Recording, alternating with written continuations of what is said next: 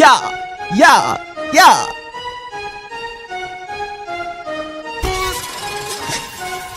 You realize deep way under the surface, and like a fire needs coal in the furnace. This is your goal that makes it all worth it. This is your why that gives you your purpose. Let's go. Thoughts can keep you down, pushing deep until you drown, or they can keep you up strong, focused on the now.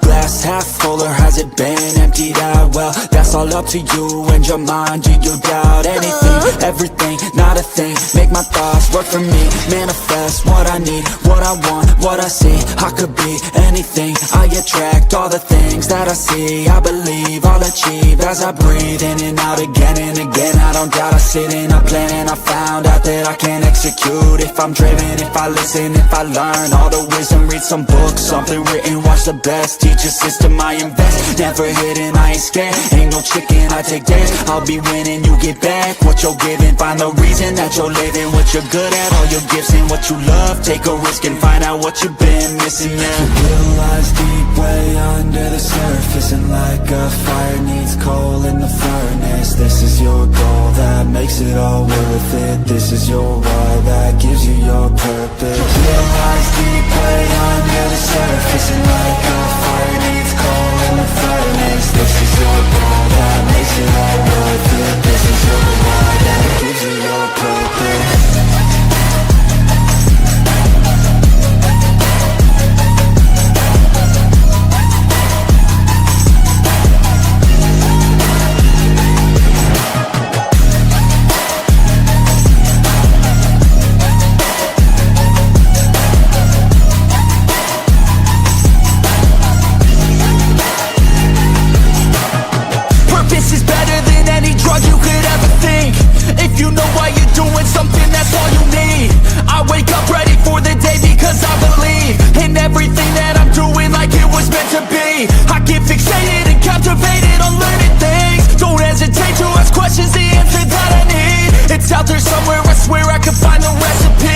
Testing, learning, and turning into a better me.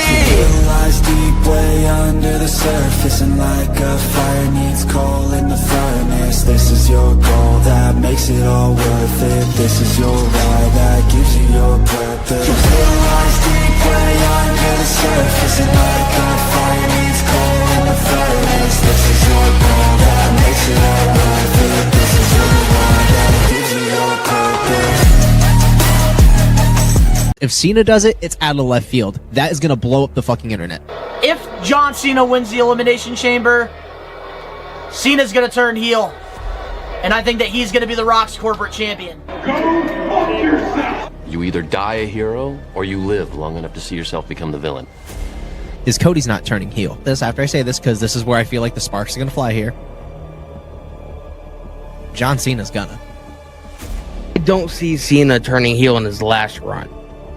John Cena's turning heel! Oh my god! I fucking knew it! John Cena's turning heel! I called it! I called it! Wow, dude, they actually made Cena turn heel. Heel Cena, bro, I didn't believe it was gonna happen. 7,786 days. That's 21 years, 3 months, and 23 days. That is how long John Cena took to turn heel on Saturday night at Elimination Chamber. Not since Bash at the Beach have we seen such a thing in wrestling. But yeah, dude, it was awesome. It was fucking awesome. Right. It was out there. I think we just all shot it down. I shot it down myself. Yeah, so best for business. Based on the way you're reacting, do you think it's crazy they're going to have Cena as a heel for his last year? Would I say crazy, or just I don't know if that's a thing that they should have done or not. And so we have been asking and longing for it. Now I'm all in. Now I can't wait. Now I can't wait to see what he says, how he acts, all that stuff and more. His John Cena heel turn, his legendary John Cena heel turn. A heel turn that's not really legendary to me. Hustle, loyalty, and respect for 20 plus years, and now everybody sees what I've known all along, that you've been selling all these people and all these kids bullshit. Heel Cena, rather, since fucking 2004. I think we're finally going heel, and this is the best way to do it, with The Rock having the most power. Two guys that went off to fucking Hollywood. How about a little heel turn?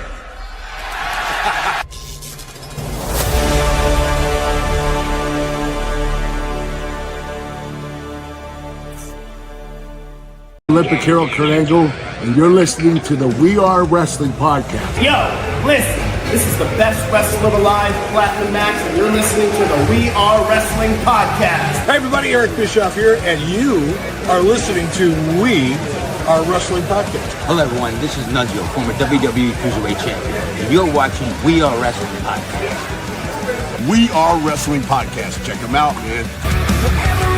Stay tuned, listen to the podcast. Best one, Donnie might teach you a thing or two.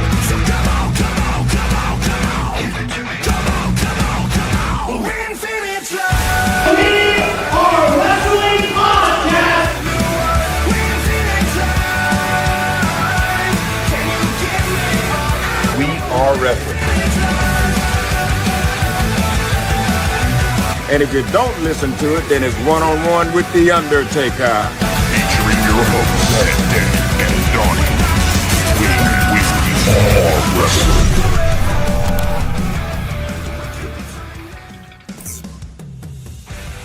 What is up? We are Wrestling Maniacs out there worldwide. I'm the host with the most, Mr. We Are Wrestling himself. The best one, Donnie, here with... What is going on? We Are Wrestling Maniacs Worldwide. It has been We Are Wrestling's third in command. How you guys doing tonight? We got a good stacked show. What's up, Danny? What's going on, everybody? It was a crazy-ass weekend. We're going to get all into it. I appreciate each and every one of you for tuning in this evening for the podcast, man. Donnie, what's going on, bro? What is going on? We're live on a nice Wednesday. If you guys want to be a part of the live episodes, every Wednesday over on the We Are Wrestling YouTube channel, 5 p.m. Eastern Standard Time. And of course, we are going to be talking about the elephant in the room, and that is John Cena's heel turn. Everybody was caught off guard because WWE actually pulled the trigger here. But we also do have some little topics we're going to talk about as well. We're even going to be talking about if John Cena's heel turn was bigger than Hulk Hogan's in our Power of the Poll. But before we get into all the good stuff, if you're not a We Are Wrestling Maniac already and you're listening to this episode of the We Are Wrestling podcast, give us a 5-star review, not just any review, a best one review, and download the episode and give us a follow. But if you're not a We Are Wrestling Maniac already, over on the YouTube channel where you get the best pro wrestling content, live watch-alongs, reactions, vlogs, and the live episode of the We Are Wrestling podcast every Wednesday, and you're not a part of the thousands of subscribers, we recommend you to hit that subscribe button now, turn on the post notifications, videos be coming out of nowhere like an RKO, and of course, you already know the grind is real.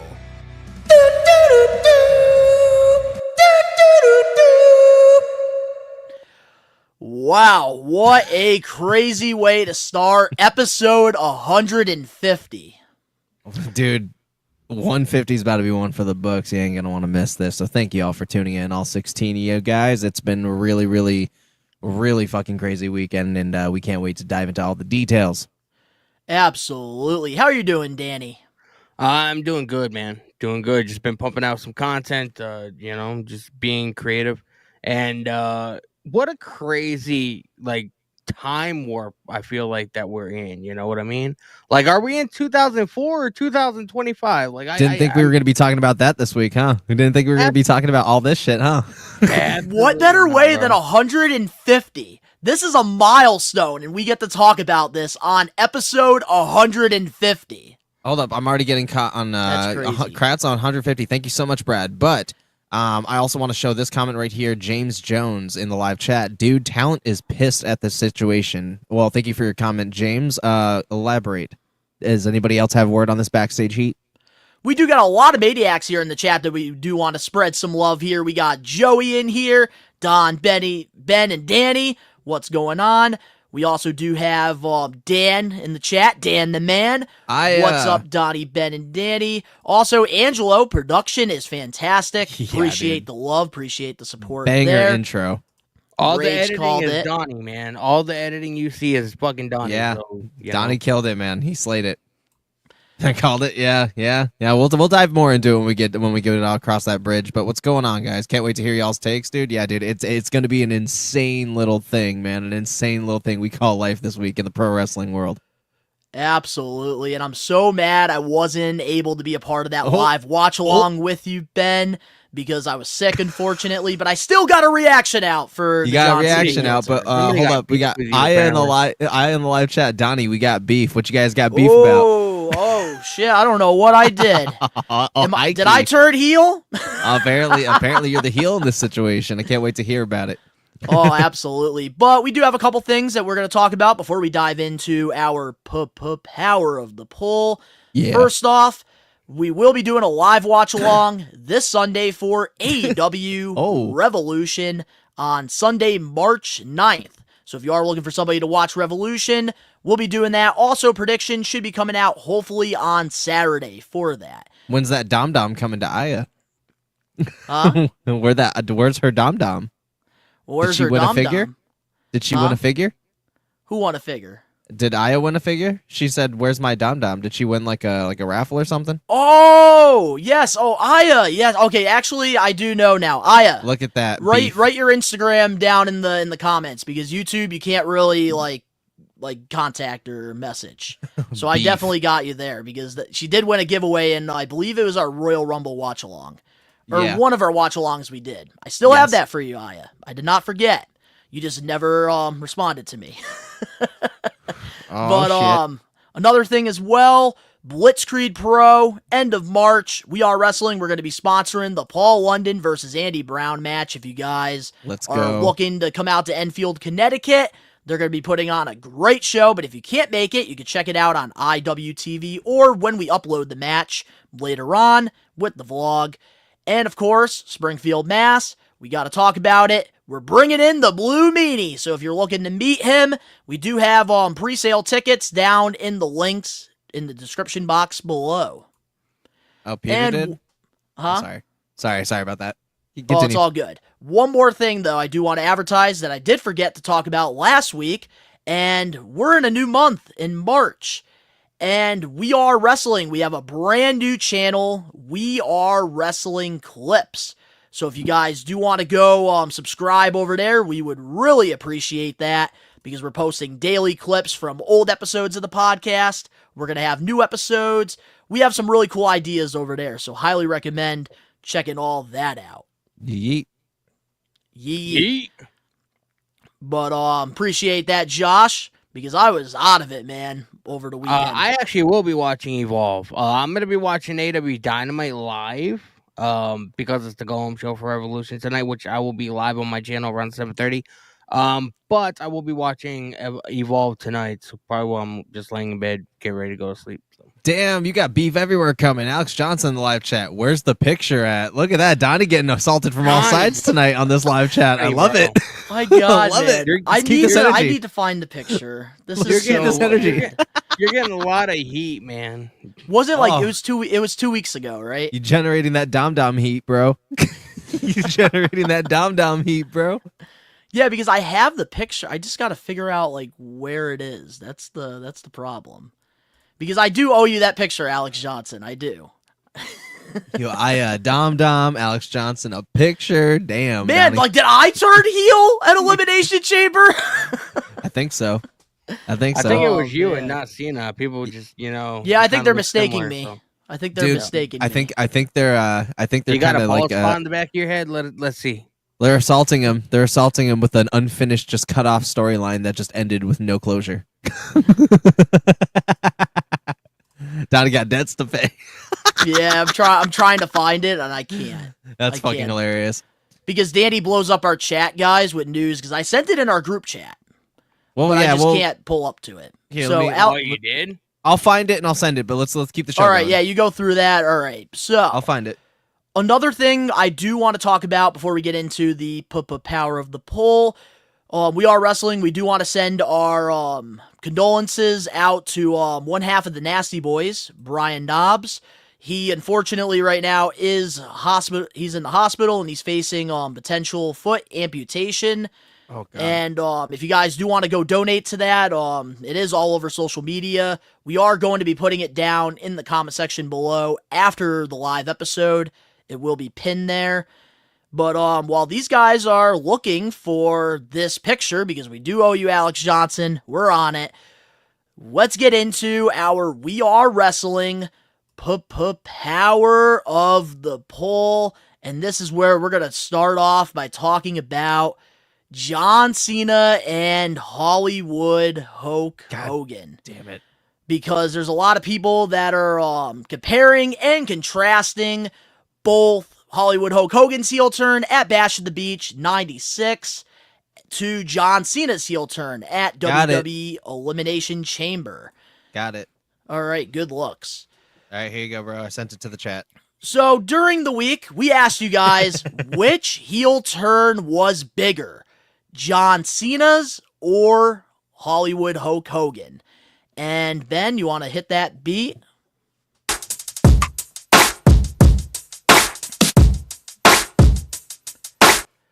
And the results are 30% of you guys picked Hulk Hogan, while 70% of you guys picked John Cena.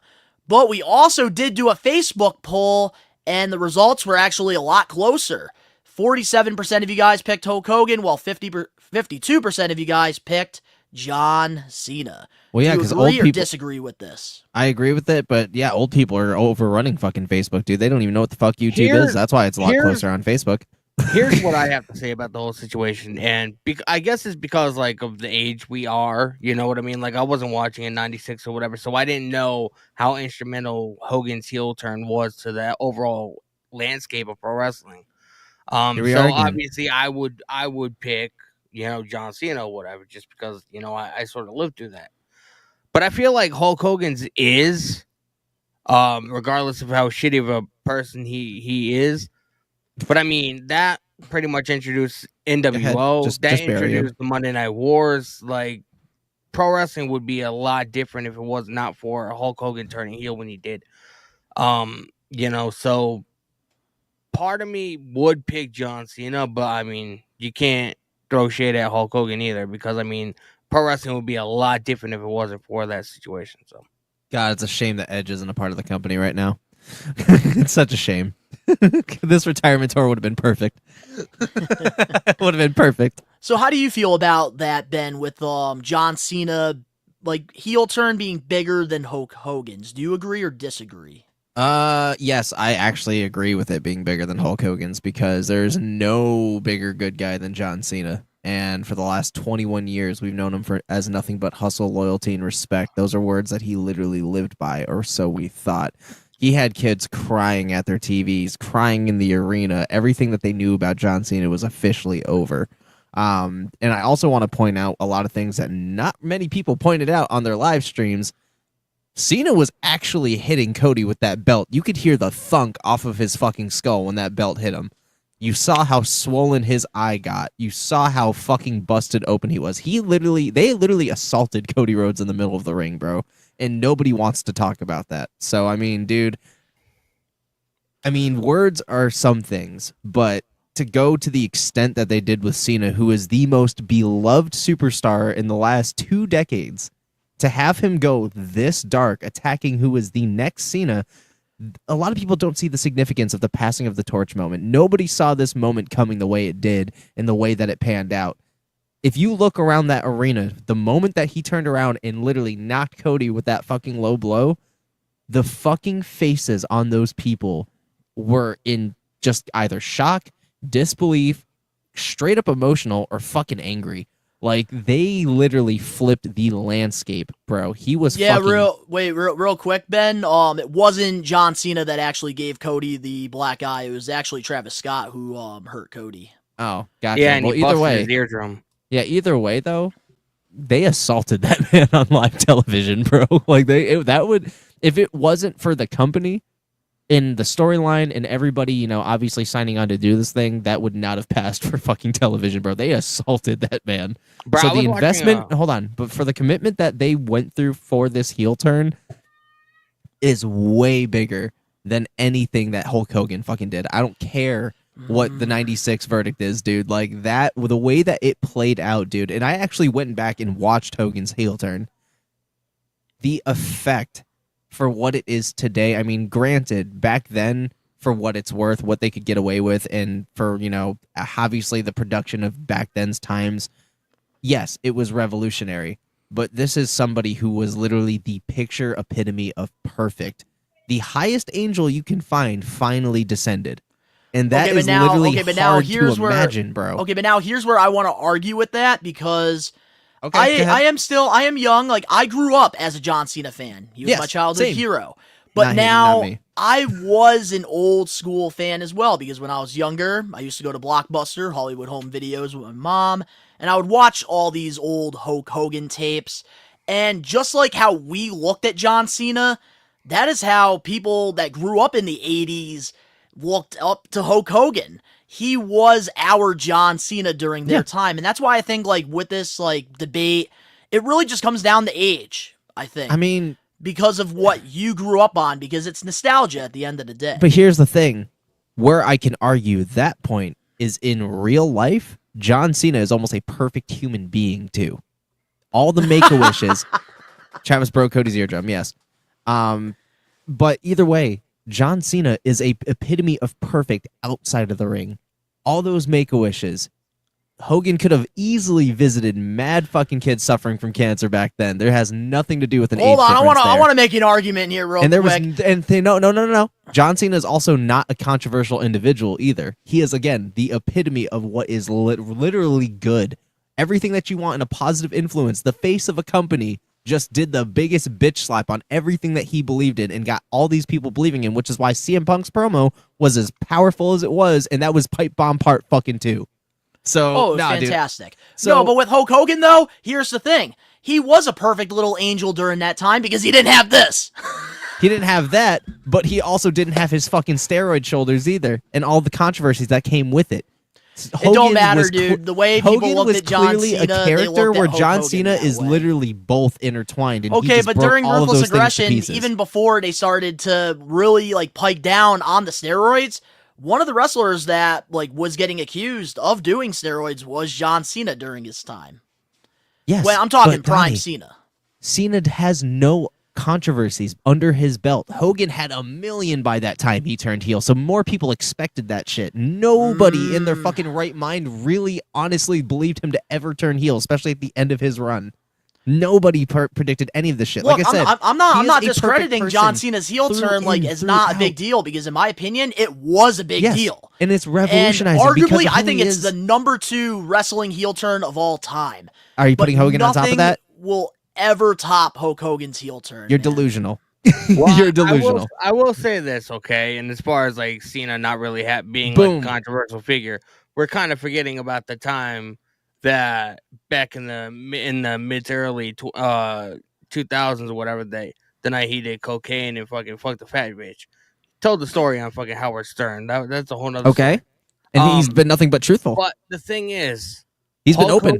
Hulk Hogan's heel turn, regardless of how people legitimately feel, thank you, like Angelo. He changed the landscape of pro wrestling. John Cena's heel turn, it's not gonna do much to the wrestling business overall. You know what I mean? Because the wrestling business has already been there. Like, we've already reached the pinnacle. Yeah. Hulk Hogan, he is the reason WCW defeated WWF for 82 weeks consistently, because I don't think the NWO would have worked any other way than having Hulk Hogan. Pretty much the John Cena of that era. Wars. Okay, well, we could also argue we've been at war with AEWs for fucking years now. Do you think that they're gonna fucking recover from this? No. There's no fucking war.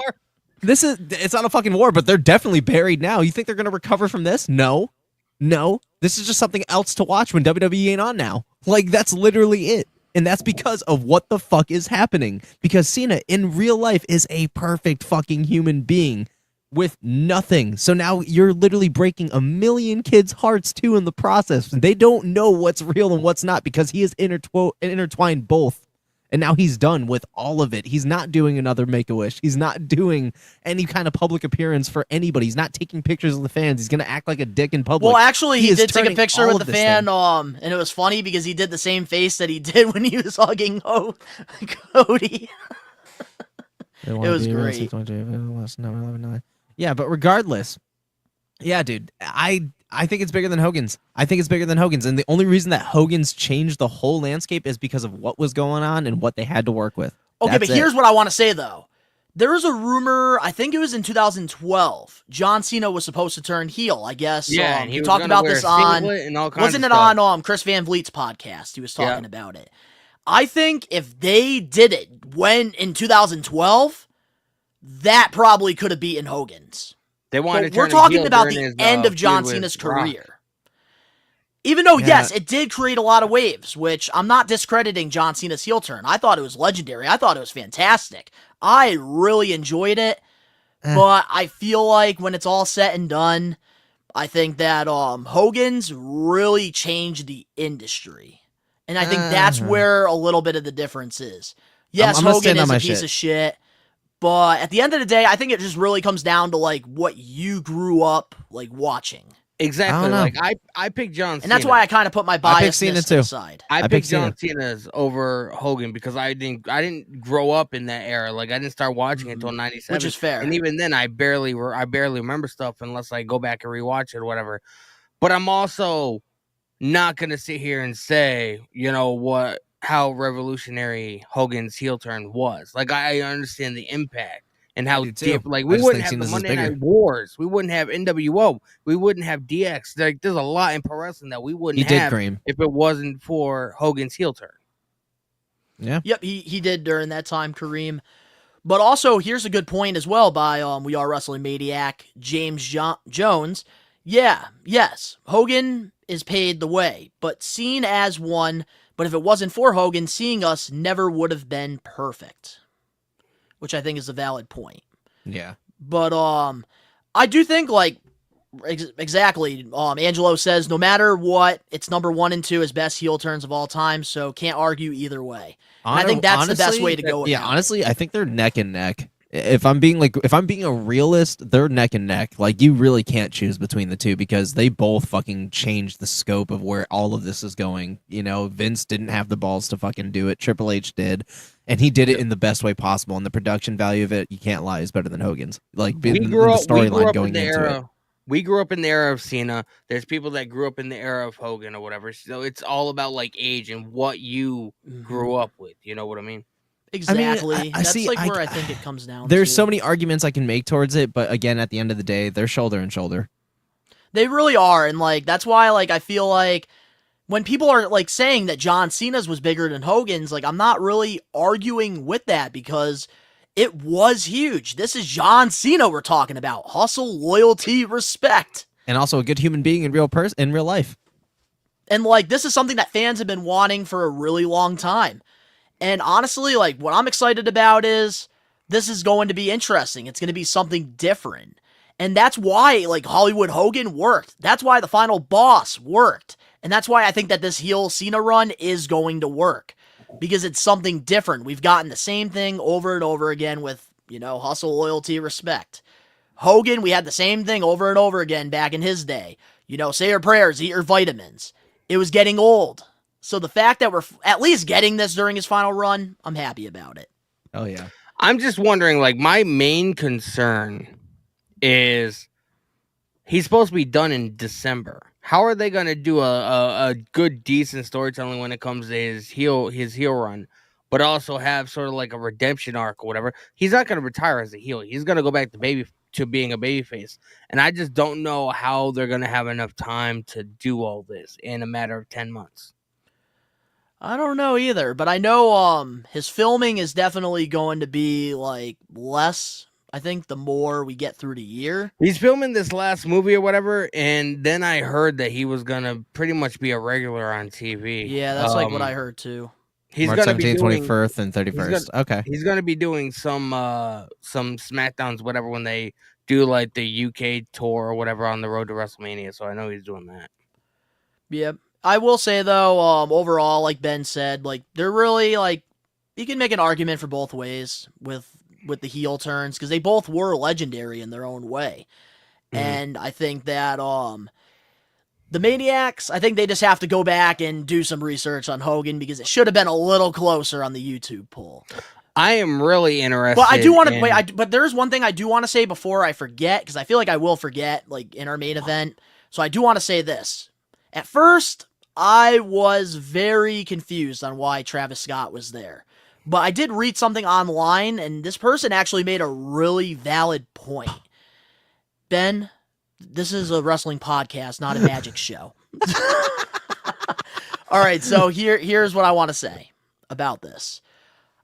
Wow, I just lost my train of thought because I'm fucking focused on Ben playing with Yes, he's only making 30 to 35 appearances in total. It's an anxiety tick. But you have to remember, there's only 52 weeks a year. And we're already in March. So, once his filming wraps up, he'll pretty much be on weekly television. Probably won't do every Raw or every SmackDown or whatever, but he will be a regular on television. Brain blast! I got it. All right, so here's what I was going to say. A lot of people were complaining about Travis Scott showing up, like being a part of this whole heel turn thing. And honestly, like I read something and this person made a good point. Hogan had Dennis Rodman. And Dennis Rodman around that time was a very popular celebrity. So I see why they put Travis Scott in there because in our era, he is a very popular celebrity, whether you love or hate the guy.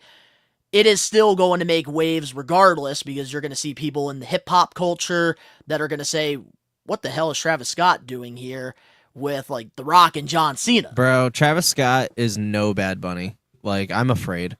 I'm afraid. I'm afraid, too. He fucking injured Cody Rhodes. He injured Cody Rhodes, and he also did Astroworld, all right? I'm afraid. I'm afraid, bro. Yeah, He also fucking busted Cody Rhodes' eardrum and gave him a black eye. Great start. But apparently he's been training, so we're going to have to wait and see what happens. Yeah, training to injure Cody Rhodes in fucking one night. Well, guys, I was watching a podcast and somebody was talking about the whole, seeing the heel turn or whatever. And they made a kind of a valid point. I don't know if you guys feel the same way or whatever. I feel a lot of people feel like Cody Rhodes has like a fetish for getting whipped with belts. Okay, all right. This is where we're ending it. All right, let's go. All right, so this week, guys, for our Power of the Poll, we talked about Hollywood Hogan and John Cena. Which one was the bigger heel turn? Let us know in the comment section below what you guys think. And if you guys want to be a part of future Power of the Polls and possibly whip Danny with a belt since he has a fetish for that, comment down. You guys can go vote in our community tab.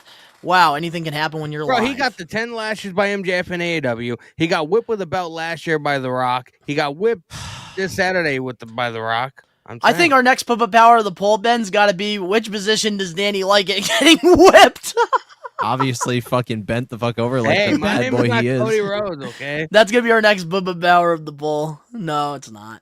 All right, well, with that being said, guys, let's get into our We Are Wrestling weekly TV recap. And this one, we're going to just try to fly by because we do want to get back to John Cena, which will be our main event topic. But we do have some things that we have to talk about. And starting off at WWE Elimination Chamber, Jade Cargill made her WWE return and attacked Naomi. What's your thoughts on this? It was fucking beautiful. She looked great too, man. Like, she didn't look green. Like, the hits looked fucking real. She caused a fucking horrific scene in the beginning of that match, dude. Like, it's what I wanted when she got here. Like, it's what I wanted, dude. The crowd was with it. She fed off the energy. She made it compelling. It was believable. I think that realistically it was Bianca who fucked her ass up, but let Naomi take the fall for it. Like, they're cooking something up because notice when she came out, Bianca took her little feather shit off and she was nervous as fuck. Nervous as fuck. Like, the writing is on the wall, man, for Naomi and Bianca. Like, I'm not Naomi, but Jade and Bianca to go at it, dude. That's the end game of this whole fucking thing because if you guys remember correctly, in their feud, they were button heads. They were not getting along. Apparently, they don't even like each other behind the scenes, apparently. Like, it's going to get real here a little bit, man. But for what it's worth, this storyline genuinely has me very invested. I'm excited to see like all of these returns. We had Cena come back, we had the final boss come back, we had Orton come back. It's just a very exciting time right now for WWE in specific, you know, with all of these stars coming back. And honestly, they came to work, dude, and Jade was a highlight of the entire night, dude. Like that, I was still thinking about that shit matches in. Like, I'm really excited to see this like second coming of Jade Cargill. Like, I'm really excited to see where she can go now, because now we're in a position to really put a rocket ship on her back, do this the right way. And I'm excited to see where that goes and the brutality of the whole thing. Like, I'm excited. Like, I want color in a women's match. And I think this is one of the first fucking matches we could honestly deliver. This is one of the first feuds where I feel like we could deliver some color in this match, bro. And I want some color in some women's matches, bro. Bring me up to 10. I will say this before you do give your thoughts, Danny, on all of this. Just like AA here said in the chat, I'm not a fan of Jade Cargill at all, but that moment is really good. And that's how I felt with that entire thing. I felt like that's what made the Elimination Chamber match so good. But one thing I do want to say, though, about Bianca Belair, because I know for the longest time on here, I was saying that she's the John Cena. She's never going to turn heel. But Ben, I think you're going to be surprised when I say this. I'm starting to see the attitude change, and I think that we are going to be getting a heel Bianca. Dude, with Jade Cargill coming in there hot, I didn't think that they were ever going to be able to make it work with her being a babyface and Bianca being a heel. But I think having her get attacked mysteriously, I think has really kind of gotten people behind Jade, because they just want her to just kick ass. That's what we wanted since she debuted. I'm telling you this right now. I feel like I'm just really good at calling heel turns. I'm just really good at calling heel turns. You know why? Because you are a heel, Ben. That's why. I think deep down in my core I am. And I think that's why I kind of resonate with like behavior there in that kind of way. So like, I feel like at this point, I just call really, really good heel turns. But yeah, everything you said is 100% authentic. Danny, what's your thoughts? I actually really enjoyed it. Like, I had a feeling that we were gonna see Jade. A lot of people were saying that we were gonna get her on SmackDown Dude, the it's an night before, anxiety whatever. tick. I can't. A lot of people said also that she was gonna show up at Elimination Chamber. I kind of had a feeling that she was. And once her music played, I was actually really hyped for it. And it was hilarious because WWE posted a video on their social media. And it was like from Bianca's perspective. And she's in her pod or whatever, just talking shit like, yeah, you know, Liv Morgan, you're going to get your ass beat now. And what? And then, you know, she just starts going fucking screaming and crying and going crazy when Naomi got attacked or whatever. Mm-hmm. I do think Bianca is the one that came up with the plan. Jade got attacked while Bianca was in the ring. And that leaves Naomi.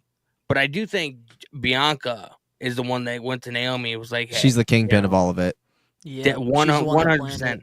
And literally, I think the night that Jade got attacked and she got stretchered out in an ambulance, Nick Aldis actually gave Naomi to be one half of the tag team champions or whatever.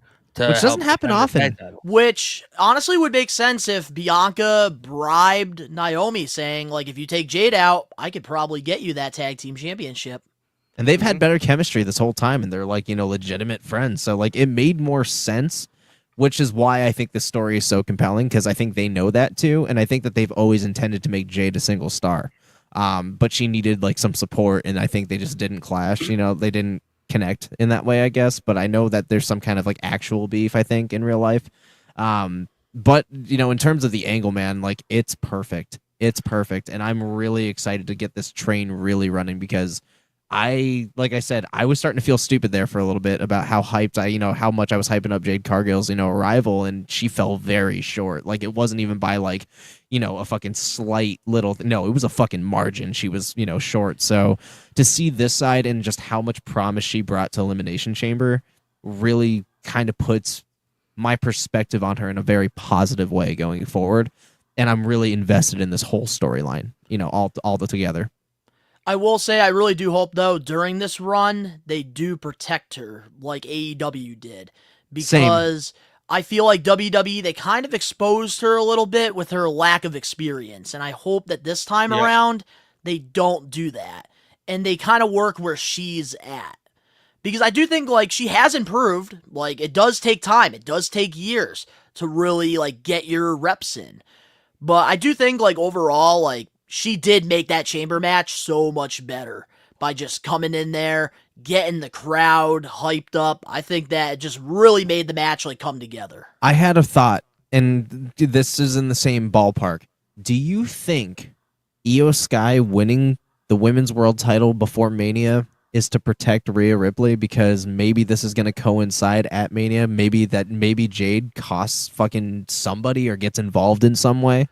I did say in my reactions, I do think it is going to be a triple threat because for the championship. I feel like I think Rhea, that's the way to get Bianca getting attacked by Jade. But yeah, because like that, or they don't want Rhea taking the pin or getting, her any kind of fucking any kind of momentum burned by Jade getting involved, because Jade and Rhea is going to be a match made in heaven one day. But I think they're trying to keep them apart, maybe, and that may be also the reason as to why there was a title change, because I can't, in my fucking bones, I can't understand why they switched titles, and I know we're going to get there here shortly, but I feel like this storyline is going to coincide with the Mania match. Like, I think that there's something there that's building, and they want to protect Rhea, but also want to not take away from everything else going on. But again, I don't understand the title change, but we'll get there. Well, we but might as well get there now, out. because that is our next TV recap. Okay, so great segue. Getting into our great segue.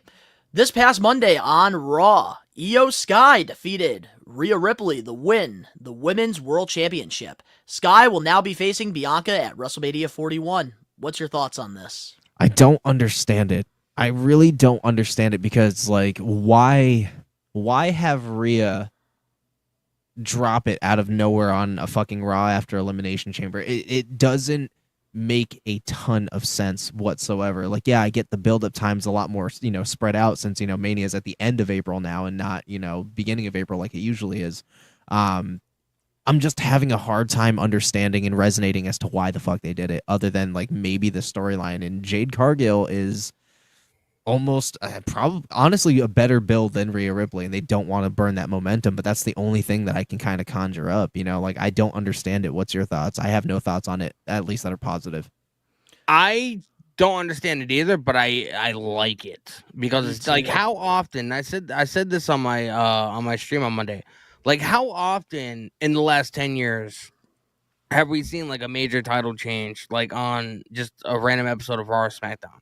It never used to happen under Vince McMahon. It used to happen a lot during the Attitude Era, but like deep into Ruthless Aggression, whatever, they sort of, save those for pay-per-views and PLEs or whatever. I like it because it's different. It makes the shows unpredictable.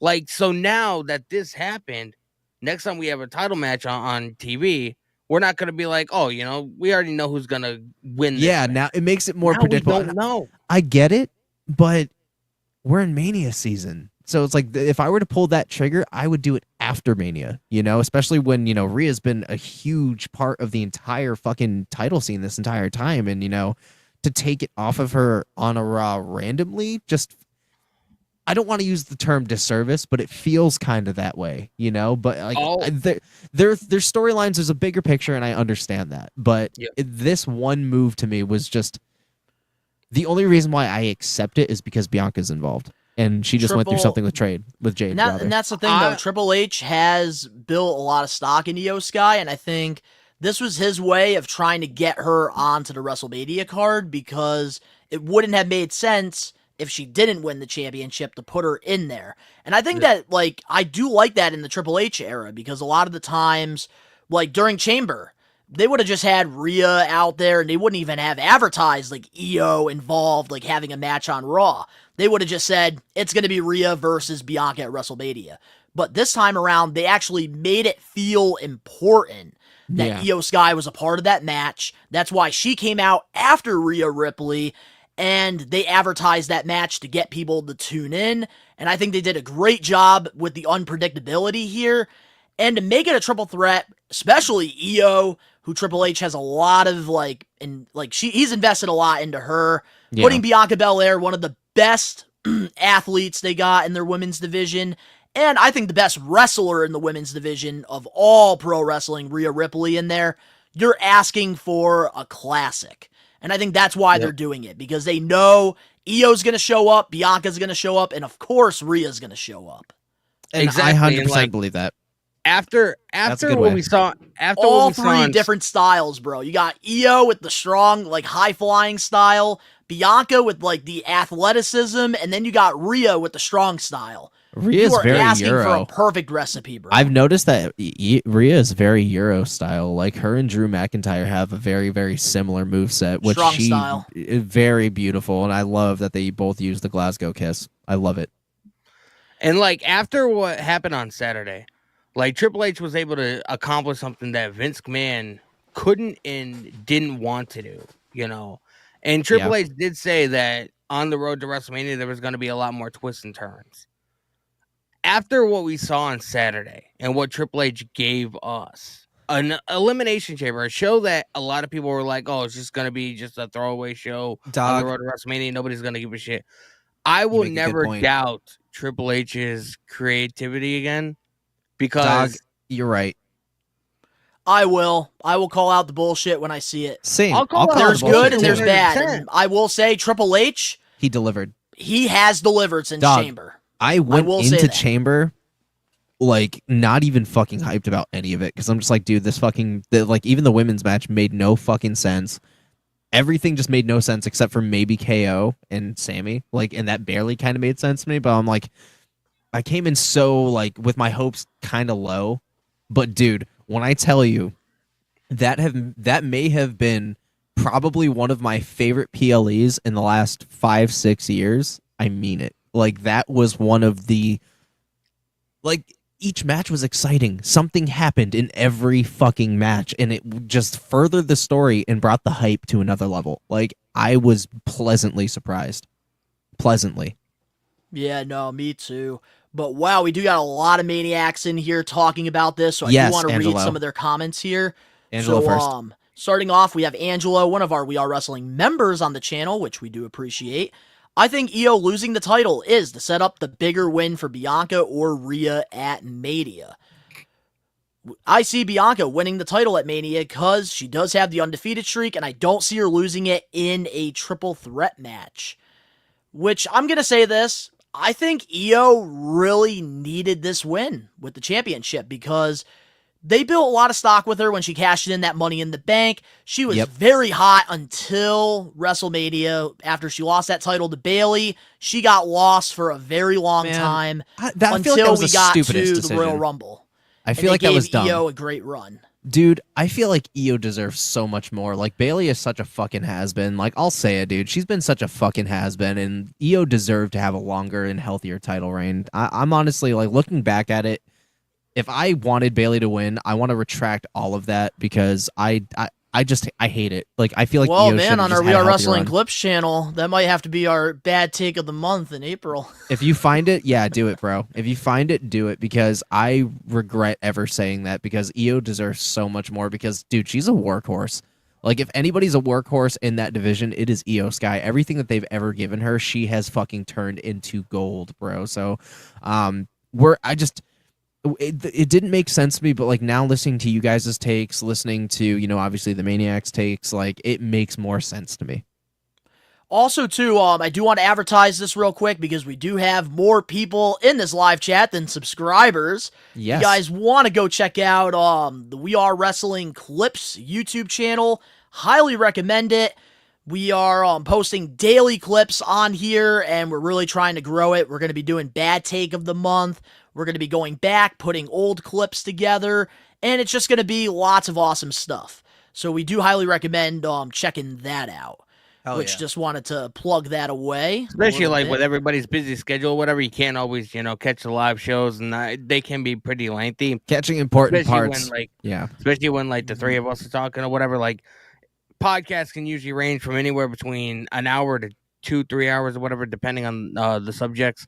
But go to the Clips channel and you'll be able to sort of hear our takes on some of the biggest news. What do you And that's the thing that's going to be really cool about the Clips channel. Like, not only are you going to get new stuff, but you're also going to be able to get old stuff because we have almost 5 years worth of content that, like, I feel like not a lot of people have seen because you might be a new subscriber.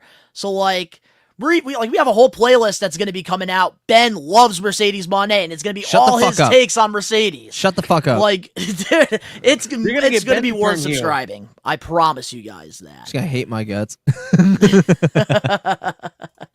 But moving on now, guys, to our next We Are Wrestling TV recap. And this is our last one because, obviously, we're going to be talking about the big news with John Cena in our main event topic. We also got another championship surprise because this past Tuesday on WWE NXT, Shawn Spears defeated Tony D'Angelo to win the NXT North American Championship. What's your thoughts on this?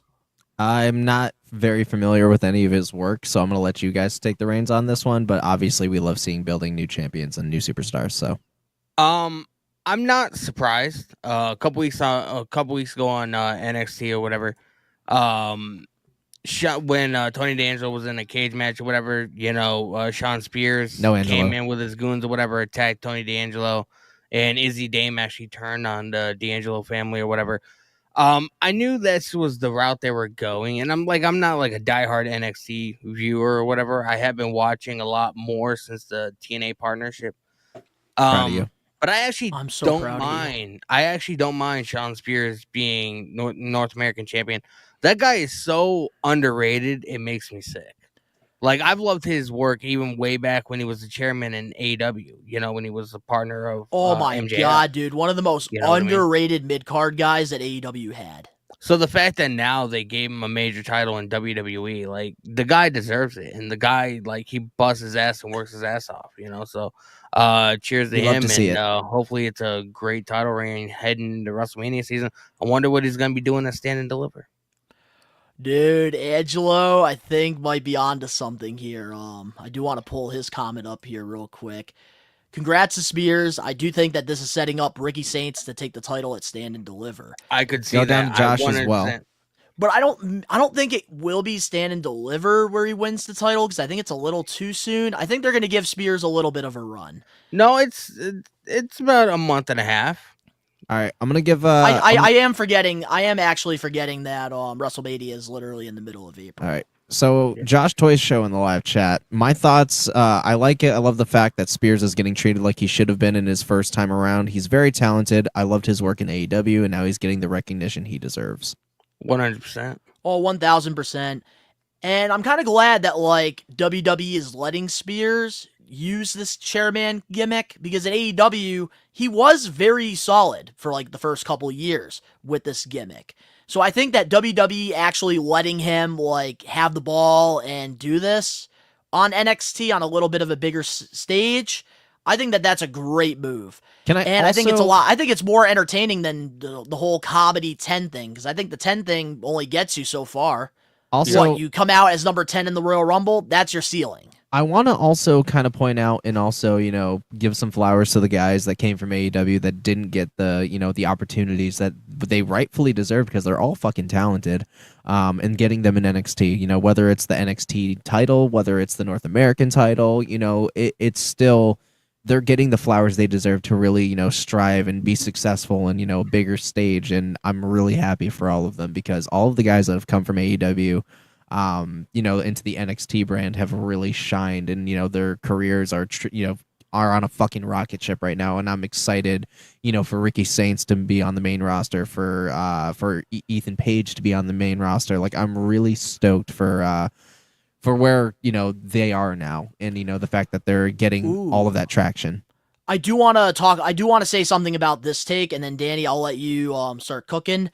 So, James Jones says here, Tony dropped the ball on the younger core. He did. So one thing I do want to say about this is, I know that narrative goes around a lot in the IWC, and I don't think a lot of you guys are wrong for feeling that way, but I think Tony Khan also needs to be acknowledged for giving these younger guys a platform to perform, because I think AEW, that's one thing that I feel like a lot of people aren't talking about, and I feel like 5 to 10 years from now, we're going to be talking about this, where talent basically, if you leave WWE and you go to AEW, or you start in AEW, it's the perfect place to build up your stock, to build up that resume. Because think about it, all these former WWE stars that have left to go to AEW, they come back to WWE and they're in a way better position than they once were in the company. So I think AEW is a great platform for people to really like get that confidence,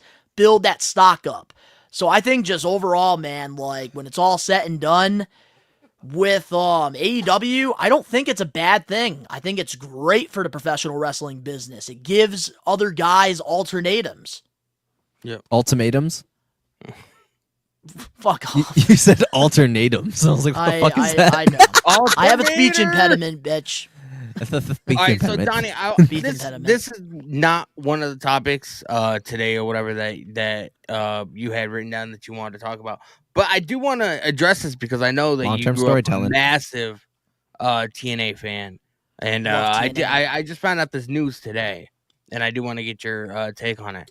So every Wednesday, Fightful does a podcast, and Sean Ross every Wednesday we do a answers, podcast live. Yeah, we do. Yeah, we do. Sean Ross Sapp usually answers a bunch of questions or whatever, goes over like news, goes over some rumors or whatever that he's heard and that he's going to confirm or whatever.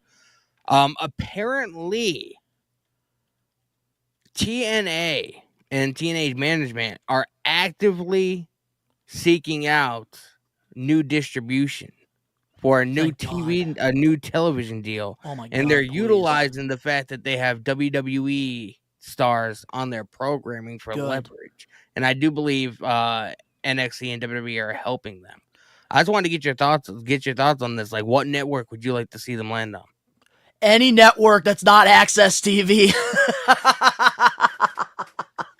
I just want to see TNA on my fucking television. I have YouTube TV. As long as one of those networks provides TNA wrestling, I am all for it. Bro, I can't even watch WWE LFG on YouTube TV because A&E is not on YouTube TV. Yeah, I know. That's why I bought the season on Amazon Prime. Yep, that's a nice little hack. So if you don't have A&E guys, because they don't let you watch the episodes on there unless you have to have like a TV provider or whatever, go to Amazon Prime. You can just buy the season for like $20 and you get the whole thing. I would love for TNA to land on Amazon. LFG. I would love for TNA to land on either Amazon or I would even take fucking Paramount, honestly. It just came out today that AEW has a new distribution deal with Amazon Prime for all the pay-per-views. Perfect segue. Thanks, Danny.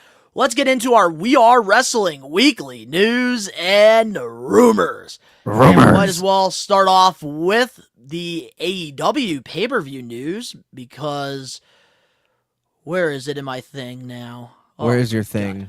There it is. Where's your thing, Donnie? AEW pay-per-views will now be available to purchase on Amazon Prime starting this Sunday with AEW Revolution. What's your thoughts on this move? Bitchin'. I think it's pretty massive for them, to be honest. Like Amazon Prime, like Amazon Prime or Prime Video, whatever you want to call it, like is massive. You know, it's one of the bigger. Usually, like if you have Amazon Prime, you know, the shopping thing or whatever, you have Prime Video. So it is good. Included. I feel like a lot of people are going to be upset though, because not only do you have to have a monthly subscription for Prime, but you also Evolve have to starts buy. on Tubi tonight? Yes, it starts. I have Tubi. Tonight. Oh shit. Okay. Tubi is free. Everybody has fucking Tubi. Oh really? Oh, okay. Yeah. Dog, I didn't fucking know. The fuck? Will the pay-per-views also be on Max? I believe so. Wait, can I just say something? Can I no. just say something No. since we're talking about No, you networks can't. and stuff? No. It does involve Yes. the topic a little Sure. bit. Why does WWE always have to have like shows on like everywhere? Like we have Raw on Netflix, we have friggin' SmackDown on USA, we have NXT on CW, fucking Tubi for friggin' Evolve. Bitch, why are you A&E complaining? for They're like giving us outlets. Why are you complaining? A&E for like treasures and stuff. It's cost money, Ben. That's the problem I have. Why can't it be all in one place? That's what the WWE Network was supposed to be for. $9.99 a month. Not Peacock. I hate that like it's all over the place. The Peacock. I remember I had to watch that WrestleMania 39, those prospects on fucking Roku TV. Roku. What All right, the come fuck? on. All right, HBO dropped HBO. Now they're just Maxed. Amazon dropped the Amazon Prime dropped the Amazon. Now they're just Prime. Now we're just waiting on Peacock to drop the P. So they're just cock.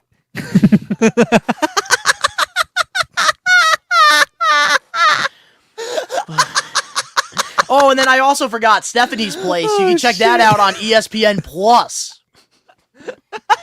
All over the place, man. I hate it. Let's drop the ESPN. Let's just make it Plus. If you were making all that money on these fucking television, I know. If I was like, dude, they're freaking TKO is thriving. They're killing it. I totally. But all in all, it's a dope move because they got bigger exposure because Amazon Prime is a massive platform, so it's good for business. Let's move on. Now WWE and TKO are even getting into fucking bull riding because they have fucking bull riding live streams on WWE's YouTube channel. Shut the fuck up. No, all right, moving on. Yes, they do. No, they don't. They can't. Or whatever it is. Oh my god. Yeah, so, okay, getting into my thoughts with the Amazon Prime deal with AEW. Great fucking move. I know there's been a lot of people that have had issues with Bleacher Report buying the pay-per-views and stuff with it lagging.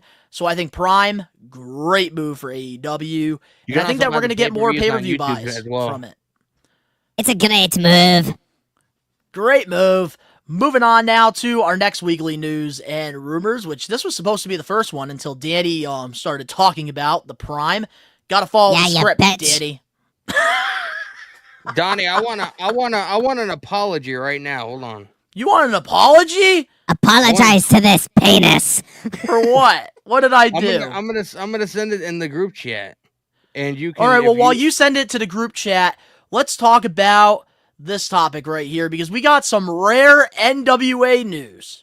I don't remember the last time we talked about it. It's sent in the group chat. Check it out. I will check it out after we talk about this topic. She's in a tournament for NWA. Well, it was announced this week that Natalya will be competing in the NWA Crockett Cup tournament. What's your thoughts on this? That's absolutely delightful. I don't understand why they chose Natty Neidhart, though. It doesn't make sense to me, but it's okay. Because it's WWE with NWA, bruh. Unleash the Beast. Milwaukee. Oh, Day the bull It's bull riding, bruh. Run away, they're after me Lucky Charms, bruh. All right, get your mic back to normal. Told you. Yo, don't tell me what to do with my mic. All right, well, what's your thoughts on Natalya being $50? part of this Crockett Cup? Yeah. Honestly, I think it's really going to be it's going to be a sweet move. You know, it's really cool seeing WWE superstars going to other different territories. You know, not only being able to promote themselves, but also promote the the venue that they're going to be at. You know, the promotion that they're going to be at as well. So it kind of puts eyes on different products. And it's great for business for everybody. NWA really does need the boost, but I'm kind of surprised to see Billy Corgan working with WWE in some kind of way. But it's really, really cool to see. It's really cool. Yeah, it definitely caught me off guard a little bit with that. But Danny, what's your thoughts on it? I think it's phenomenal. Like, especially like a lot of the talent in WWE or whatever that don't necessarily get television time or whatever, they still get to get out there and compete in at some kind of level or whatever. And Natalya, people forget how long she's been in WWE. She came in like 2007, 2008. About almost 20 years now. You know what I mean? So, and she's not like, she's not in the main event. She's not really featured too much on WWE television anymore, but she's still able to make a bag in WWE, but also, other territories, all these other territories and promotions or whatever. I'm looking forward to checking out footage of the Bloodsport match that she's going to be in during WrestleMania weekend. NWA, who would have thought, this would not have happened under Vince. Absolutely, no, bro. Vince would fucking be dying of a heart attack. Vince would be like, ha ha ha ha, that's not good shit. My company. They're burning it down to the ground. Joke's on them. I'll burn it down first. Yeah, no, Natalya's in catering and she tells Vince, I want to go wrestle. Vince says, stop it. You're fired. You in a match is like taking a shit. No, this is what Vince would say. Ready? You know what you're worth, Natalya? Total divas. Yeah. Bro, James all You'll day has thrive there. TNA have that streaming on Hulu, bro.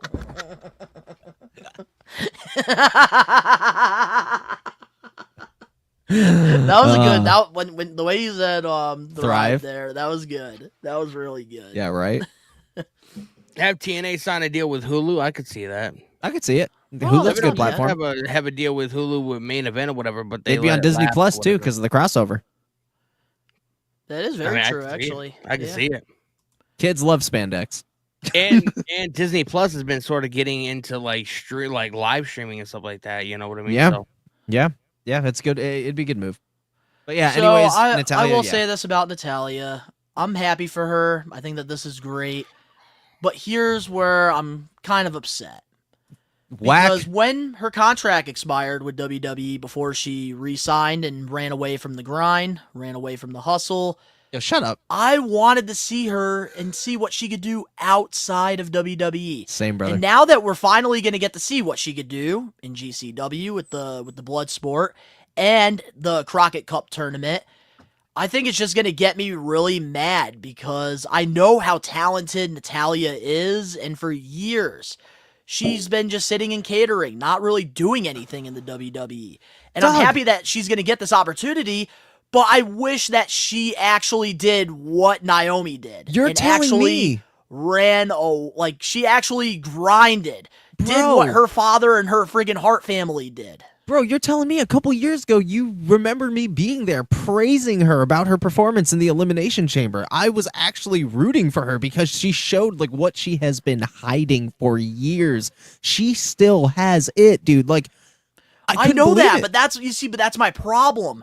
I know she has it, but the biggest problem with that is they just aren't using her.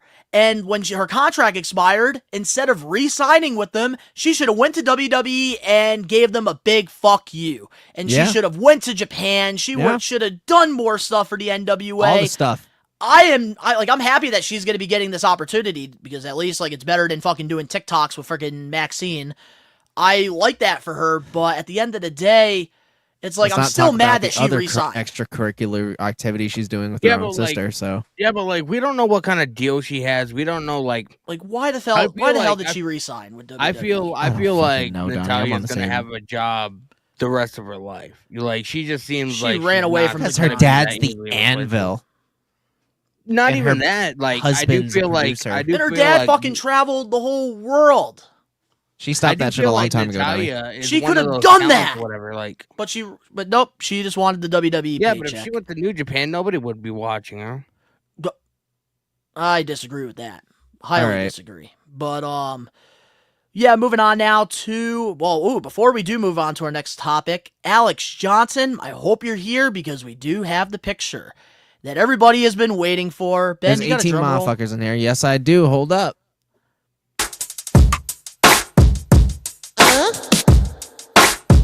Oh, yeah.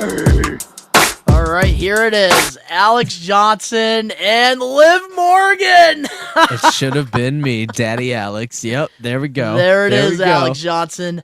There is your picture, which I will send it to you on Instagram so you can post it or whatever you want to do with it. Well, I don't even want to know what you're going to do with it. But moving on to our next weekly news and rumors topic. According to PW Insider, the 2025 WWE Draft is planned for after WrestleMania 41. Thoughts? I'm actually really excited. No, shut the fuck up, Danny. It needs to. They're getting yeah, Alex. Yeah. We just had a trade window, bro. No. I like brand split. I like it. Keep SmackDown, keep Raw, keep NXT, but I do enjoy the casual crossover when they're getting groomed to, obviously very quickly eventually go to the main roster like they're doing with Roxanne Perez. I like it. I like the separateness. And I like the just guest the appearances. brand split doesn't mean there needs to be a draft. You could just every 6 months, 4 months, whatever it is, Fuck every yeah, quarter, James. you can do a fucking trade window, I get it, and I feel like Donnie's going to be on your side and all that shit, but dude, they're so stacked now. They're going to be even more stacked. I like the separation. I just have I like the titles. I have a sour taste in my mouth because last year, 90% of the people that got drafted, they got drafted to the roster they already were on. It was my ass. No, thank you. That's Ashley's job. Hey. Hey.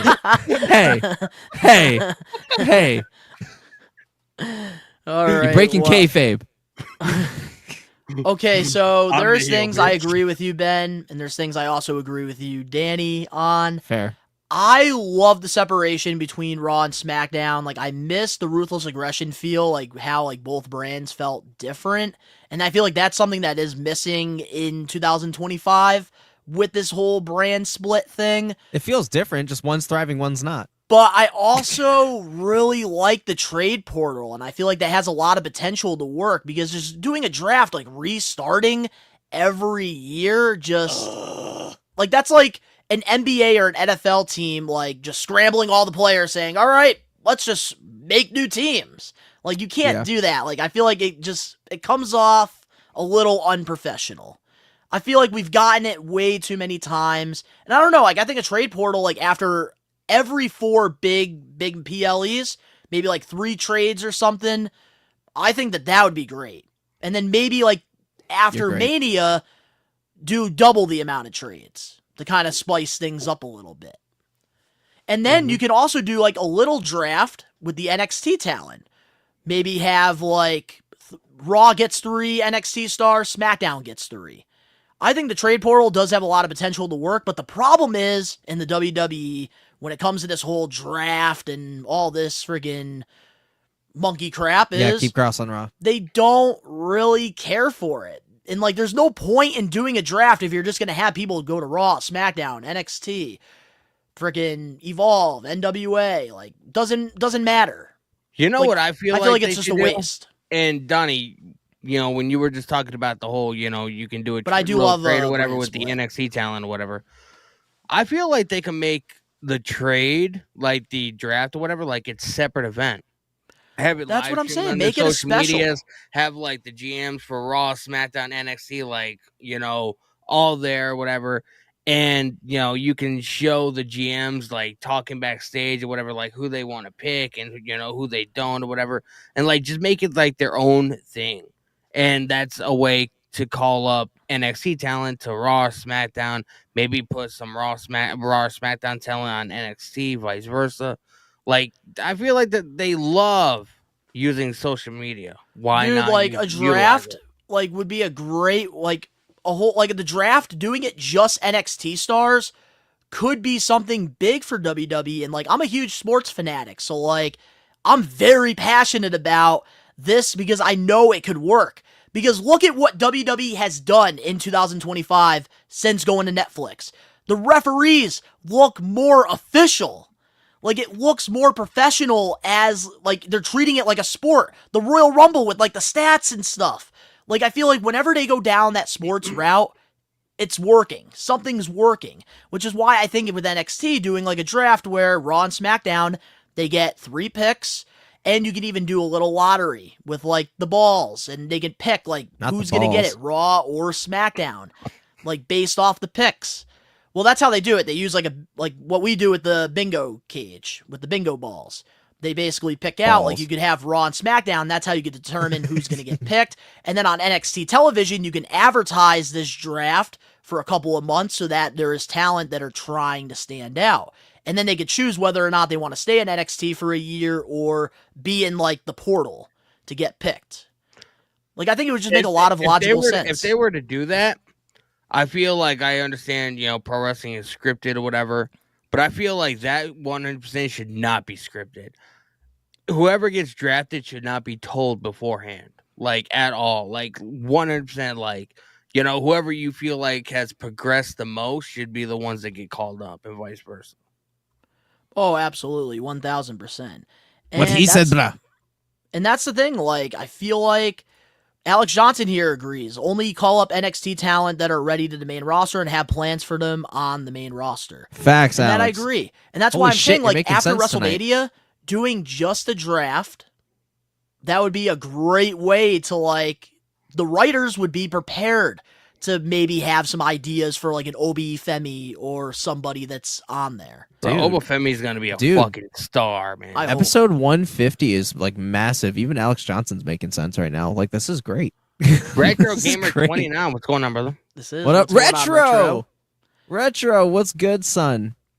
How you But doing, bruh? I do think, like, when it's all said and done, the draft, to me, I'm not excited about it. I really don't care. They don't care, so why should I care?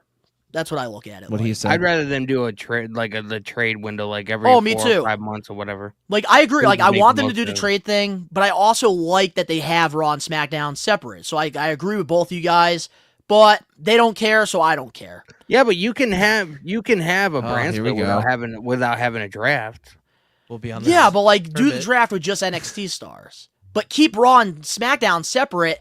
But why am I going to Hell care yeah, if bro. they're just going to have people go to Raw, go to SmackDown? Like, I'm not going to care. Yeah. There's no structure. But moving on to our last We Are Wrestling weekly news and rumors topic. According to PW Insider, it's official. Rey Fenix is now a free agent after being removed from the AEW roster. What's your thoughts on AEW finally letting him go, and when do you see him showing up in WWE? Man, I mean, congrats on finally getting out the jail cell there. But 2, oh god, he's got so He got much out to of do. Guantanamo Bay. He's got so much to do because I'm telling you this right now, he's likely not going to be as hot as Penta. Like Penta, like they should have either came in a package deal or like, dude, I feel like Rey Fenix is gonna. There's gonna be no hype. And I really don't want him joining Penta. I want Penta to keep going singles because Penta is killing it right now. Do not fucking ruin something that's already great. Here, Make a team here's in a the couple thought- years. Here's We the can wait. thought Yes, that yes. here's the thought Keep that one I on had. Raw, keep one on SmackDown. Yes! I'm with you, Ben. Yes. Love Here's you. I love you. Here's the thought that I had. What if, fuck you, as Danny. we know, Fuck we you. know, Fuck like you, we Danny. know, Fuck you. Fuck you. Welcome back, bitch. as we know, Go ahead. Chad Gable's sort of on this little excursion, whatever. He's trying to meet somebody, to teach him about lucha libre and to take out the luchadors. What if they detoured this so it's Rey Fenix that Chad Gable's looking for, and Rey Fenix comes in as a heel to go up against Penta? That would be badass. I would not be against that. Nah, bitch. I don't keep them separate for now. I don't want them making contact. Keep one on SmackDown, keep one on Raw. Penta is killing it in singles. I don't want him having anything to He do could with be his a brother. singles going up against his brother. Not immediately. Build for that shit. Give us a first fucking head-to-head at next year's Royal Rumble. Like, give us our first tease of it at the Rumble. Penta is on his own path right now. Keep him there. I'm kind of with Ben on this one. Honestly, it would be cool that he is the guy behind the whole book that Chad Gable has. Cool, but give it time. But dog, that and also let it cook. I want that first head-to-head to be in the fucking Rumble, not at numbers 1 and 2. Make it random when everybody's down and have him come in when Penta's the only one standing. But do it when Penta has the IC title or something, because at that point, not only is there something to gain, but we get a feud for the lifetime, and Penta's already established. So it's dude, I want something like that more than I want an immediate head-to-head. No, that's gonna kill everything Penta's already done, dude. No, and honestly, with Rey Fenix, you can have him work with other luchadors like Santos Escobar and Andrade that are on opposite brands from Penta. So honestly, I kind of have to agree with Ben on this one. Thank you. I was just trying to come up with something that makes sense about this whole. But Chad I Gable like thing, the idea of that. But I'm sorry, it's too soon. It's way too soon. I get they're brothers and they're an established tag team. Because whatever, if you but want Penta Rey is Fenix, killing it. if you want Rey Fenix to stand out on his own and not be a Marty Jannetty to Penta, you need to have them separated. You need to have Rey Fenix either on NXT or SmackDown. I want to see him on Penta. SmackDown. Honestly, I see him more in NXT first than anything main roster, but have him on SmackDown, if anything. Let him build his own credibility, and again, at the Royal Rumble next year, have them finally have their first face-to-face and tease us a great Mania match. That's what I want, bro. Brother versus brother, maybe title versus title. I fucking want something big. I don't want a random just oh, he's here now, so let's throw them together. No. Penta, that's a Vince move. Penta is killing it solo-wise right now, and they put so much stock in him to make him feel like a star, bro. Do not kill it. I mean, if they are going to go that route, I am kind of interested in SmackDown's going to end up being stacked, dude, because that's where when Mount has Higher a House is fucking gonna go dude that suffered in another company, barely in the mid-card, have come over to WWE on the main roster for their debut and have felt a huge, and have made a huge impact in the little time they were given, Their debut felt like a megastar debut, like we've been waiting on a rival from fucking God or some shit, and he's also proving that, dude. Like, when have we had a random star come into WWE and genuinely feel as big as they do and could honestly see them with a world title within the next year or two?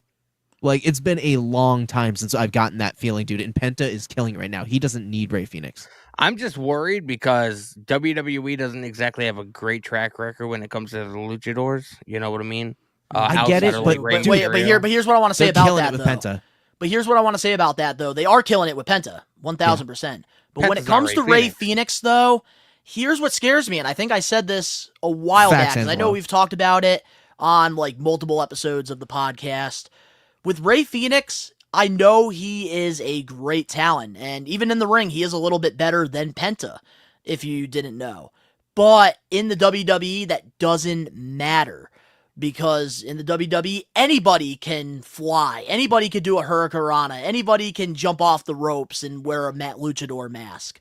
What Rey Fenix needs to do is don't have him with Penta, because that is going to expose his lack of character, and we can't have that happen to him. Donnie, you are fucking on it, bro. On it.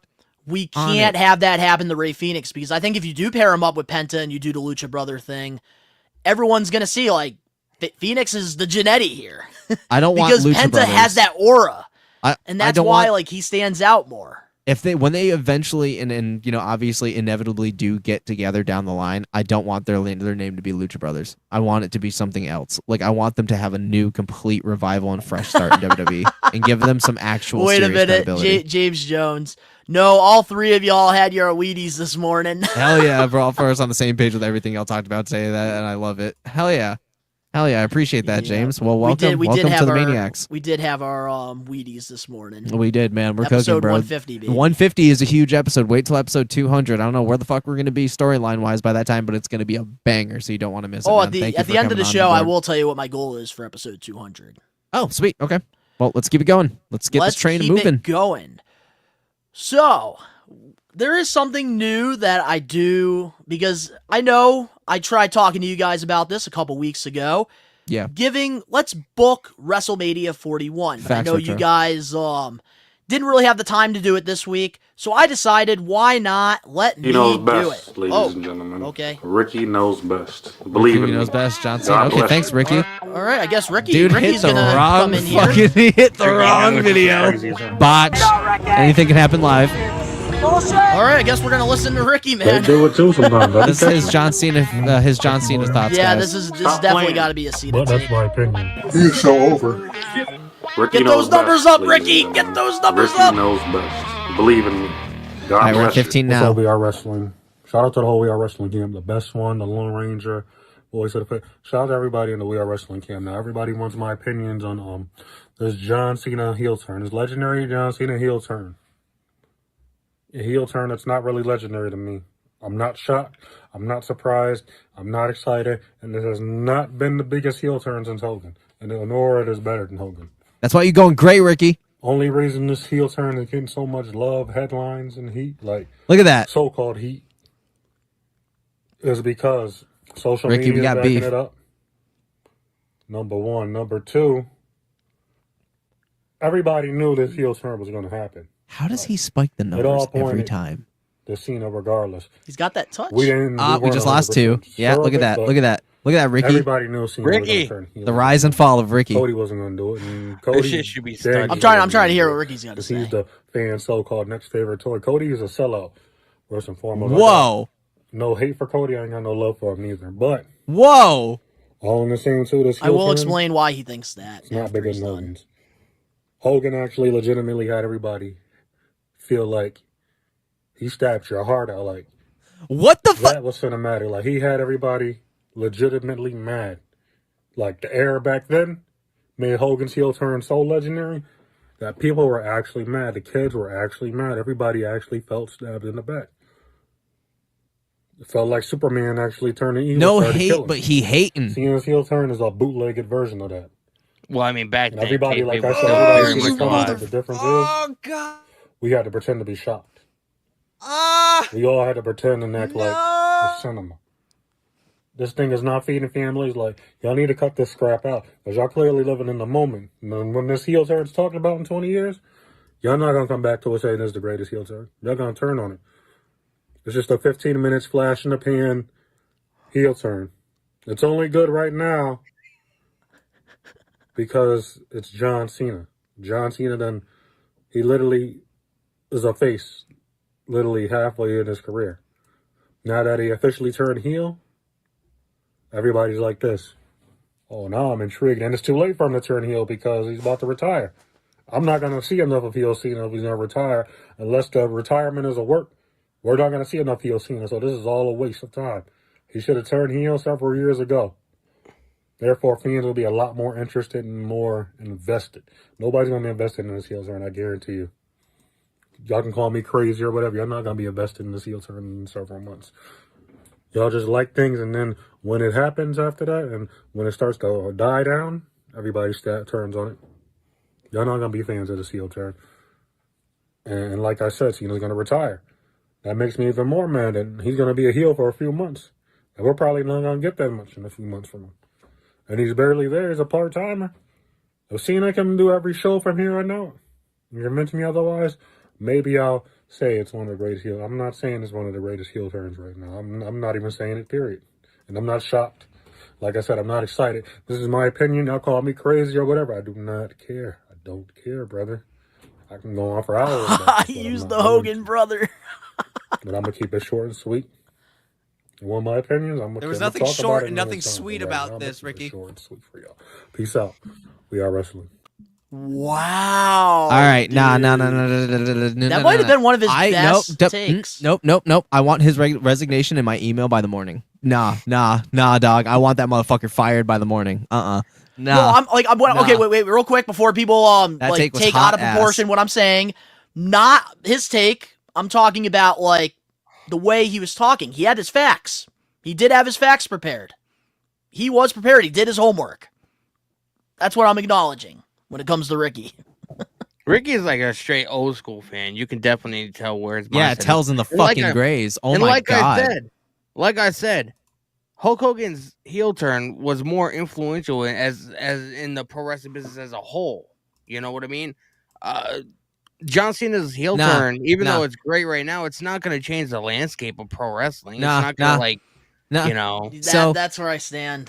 No. We're good since he wanted to highlight all of that shit. We're gonna highlight all of this shit. He got to go smoke another one. Ricky is unfrosting the flakes right now. It is a bigger deal than Hogan. He hating.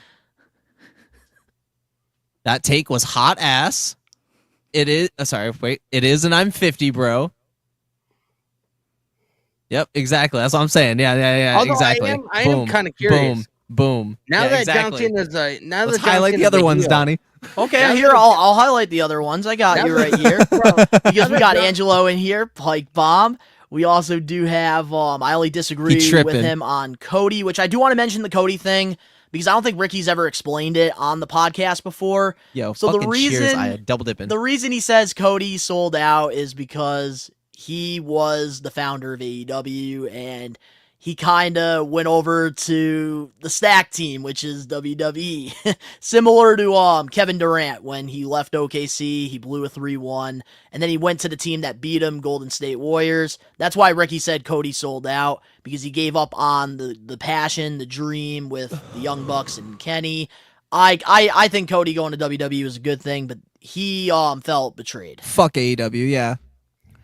But Hogan has been relevant since 03, yeah, and that won't happen to Cena. And then we got Bradley in here acknowledging him.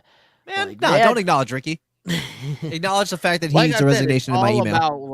It's all about the era that you grew up in. Is John Cena's heel turn gonna be legendary? More likely, yes, because it's John Cena. He's the biggest star in pro wrestling today. But Hulk Hogan's heel turn was revolutionary. It improved the business. And he's right, hence the name Truth. Bro, we've already talked about that with the Hogan and John Cena comparison. 1996. Thank you, Alex. Ricky's still take, very much alive. That's what we need to hear. Like Ricky's take, our thoughts on Ricky knows best. Because we already know how you feel. Fucking hot dog water. I want to hear Danny's thoughts on Ricky's take. I don't agree with him that, Cena's heel turn is trash, but I do agree with him that Hulk Hogan's heel turn is going to be more legendary than John Cena's because it changed the landscape of pro wrestling. You know what I mean? It created NWO. It created the Monday Night Wars. It created DX even. You know what I mean? And because it's creating WWE a invented fucking crazy to create feeling in a my group bowels. to combat NWO and what NWO was doing at the time. Basura. Yeah, You know what I mean? Exactly. You know what you're talking about, Aya.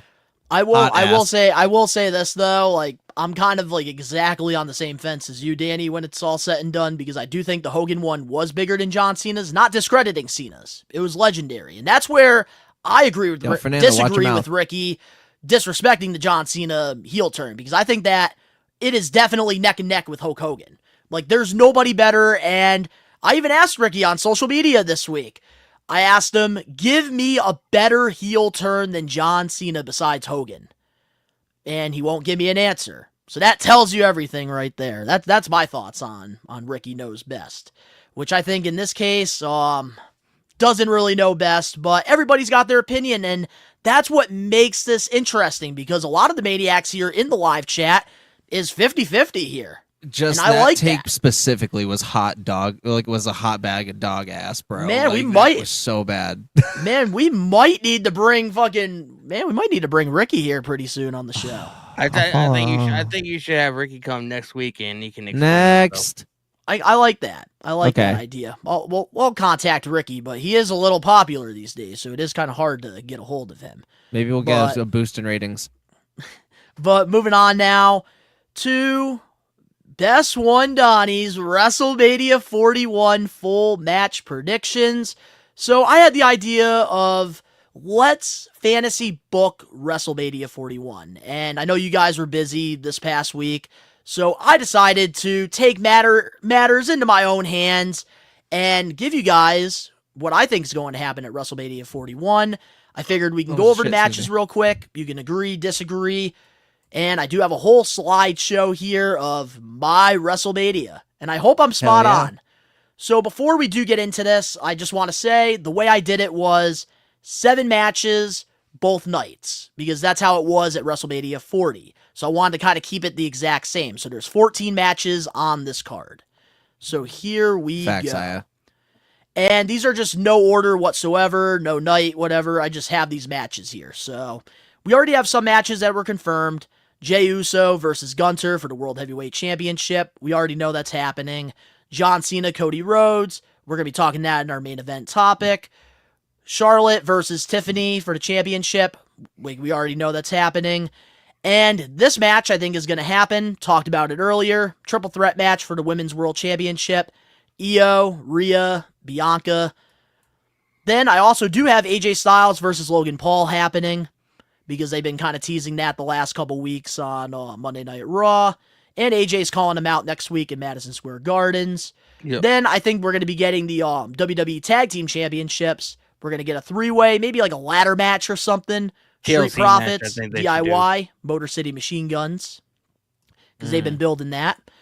I also do have the women tag titles on the line. I think that Raquel and Liv, they're going to defend the titles against Alexa Bliss and a returning Nikki Cross, because I think we're going to kind of get that Wyatt 6 thing. Okay.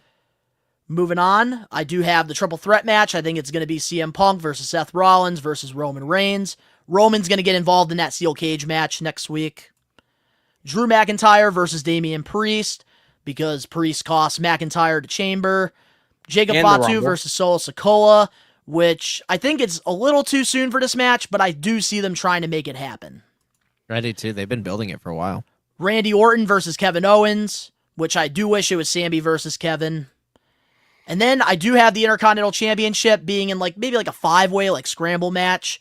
Braun Breaker versus Finn Balor versus Dirty Dom versus Ludwig Kaiser versus Sheamus. Then I also do have a 6-man tag match. American Made, Chad Gable, Creeds versus Penta, Dragon Lee, and Rey Mysterio. Because I feel like they want Penta on Mania. And they're going to want Rey. So what better way than having him go against Chad Gable, who's been on this luchador mystery thing. Yeah. And then my last match I have here is LA Knight versus Shinsuke for the U.S. title. Okay, I can see that. So, what are your guys' thoughts on the matches that I had here? Eddie, Not bad.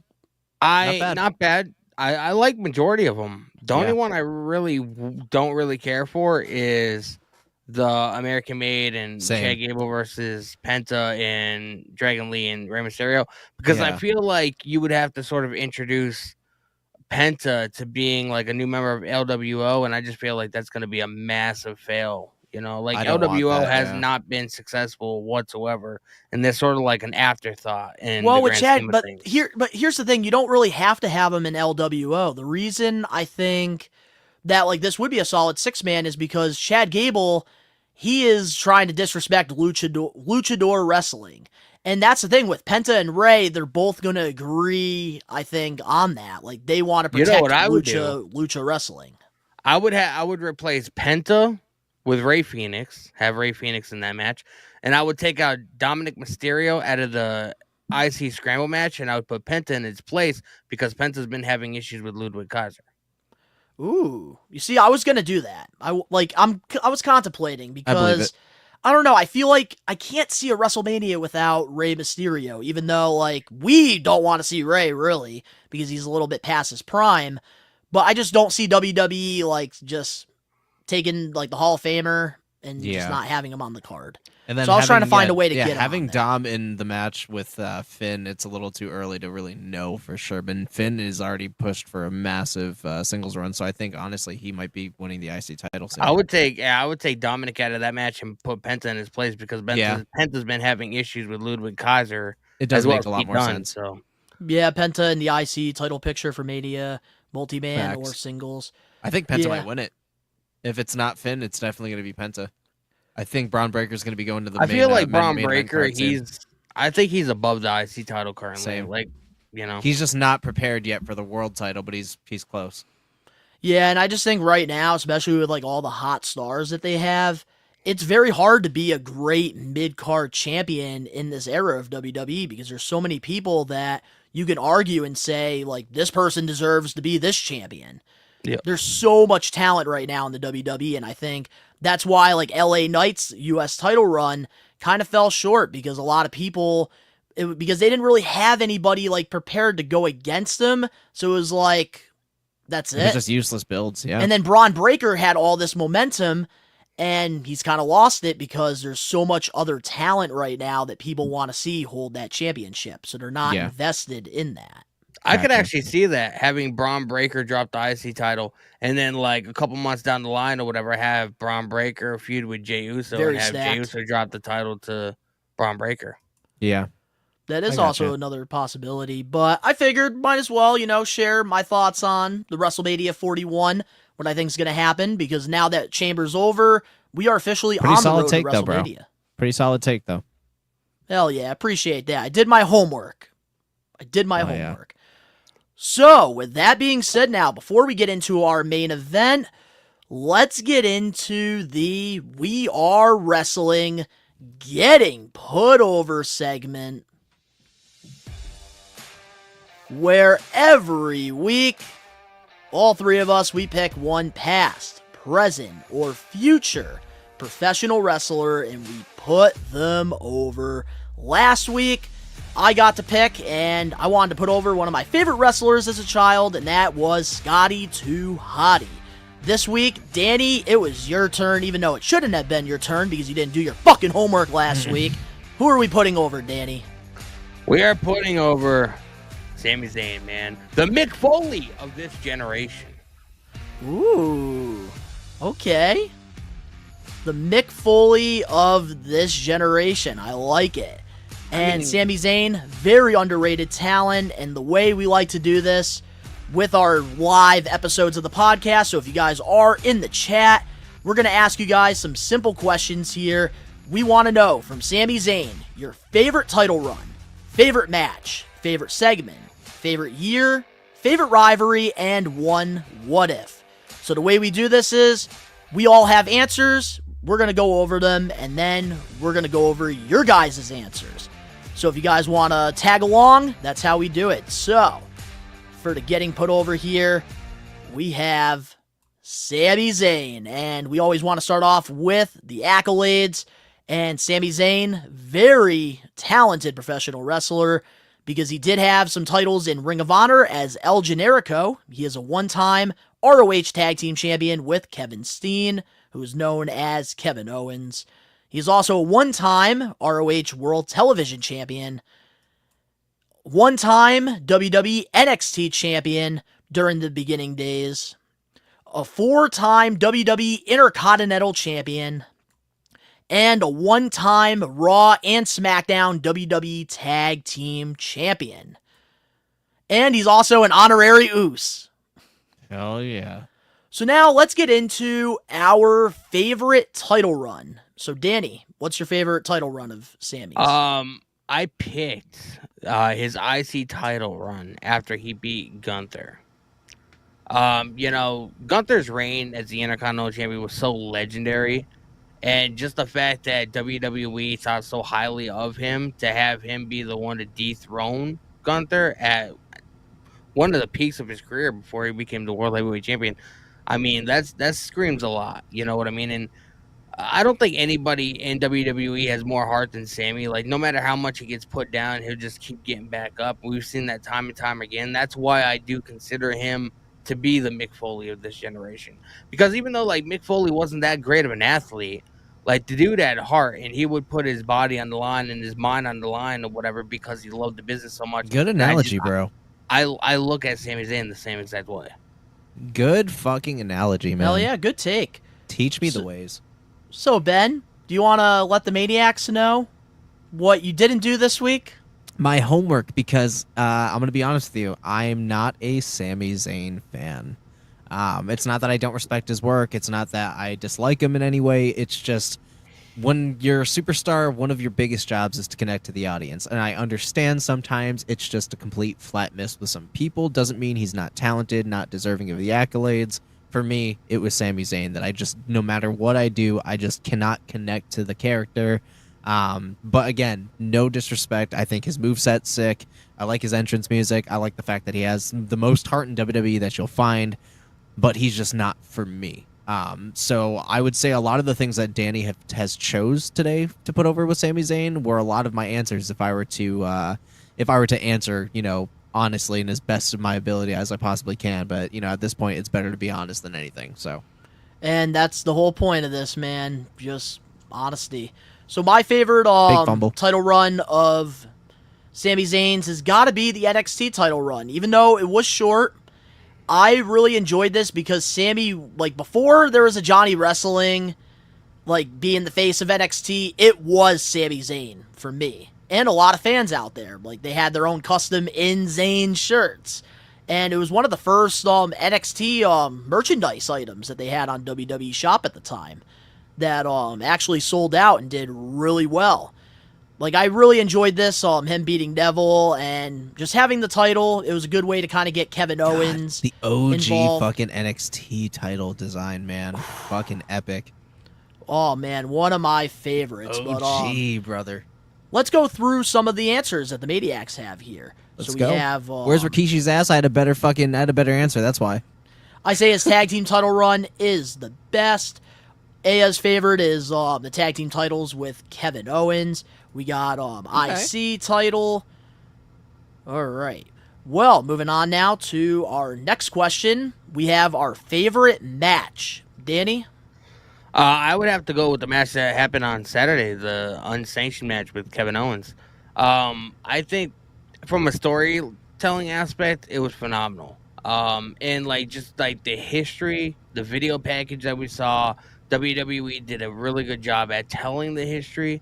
And Michael Cole, even on commentary, was talking about how Kevin Steen and El Generico and ROH, they did this and they did that, on the Indies or whatever. It's nice to break that wall. They did a really good job at telling this story because Kevin Owens and Sami Zayn have a long history with over 20 years. You know what I mean? They pretty much broke into the business together. And the fact that 20 years later now they were on this big stage in front of over 30,000 people, putting on one of the best matches that I think either one of them had. KO took hella bumps from that an night. in-ring perspective, but also a storytelling perspective. I mean, it doesn't get any better than this. Wow, Ooh, nice, Aya. I'm kind of mad at I forgot how good that match was. Nice, Aya. So Aya said, I would say the unsanctioned as well, but if not a super recent one, him versus Cesaro at Takeover. I forgot about that match. That was so I good. did too. I just picked this one because of the long history with him and Kevin Owens. You know what I mean? So. Yeah, it felt big, bro. Yep, and it looks like a lot of people really enjoyed that match here in the chat. And Ben, I'm sure you also agree with Danny on this one, right? I would say so, yes. Absolutely. Hey, shut the fuck up. So my favorite match, I got to go back to NXT, and it was NXT TakeOver Dallas, Shinsuke's debut. Shinsuke Nakamura versus Sami Zayn. This is a match that I can repeat, watch, and enjoy it. Just the presence, the entrance. And then, I believe this was the first time in WWE that we got a Fight Forever chant. Was in this match with Shinsuke and Sami Zayn. International crowd, because it was in Dallas, it was WrestleMania weekend, it was hot. I fucking loved this match from start to end. And a match that, if you haven't checked it out, highly recommend it. And it looks like James Jones, that was his match too. Bro, Sami Zayn needs to get a haircut and trim the beard again. That's what he needs to do. And go back to his old gear. Oh, dude, I would love the haircut. But I think it's like what Danny said, he's the Mick Foley of this era. So I think he kind of knows that, which is why he's grown the beard out fully and the hair. Because I can't think of any other reason why he would do that. Yeah. But moving on now, we do have our favorite segment. And I know I already know the answers for the live chat, so you might as well chat, just spam it. Daddy, what's your favorite segment? Oosie! He's not feeling very oosie right now. I mean, bro, this was a very intense moment at the time. Oosie? And I feel like this was peak Bloodline. It was peak. It was peak as fuck. When Sammy got added to the Bloodline, that's when it shifted. Oh my god, dude. Fucking elevate. Dude, I was very happy to know that we were at Survivor Series that year because holy fuck, it was aura, bro. Aura.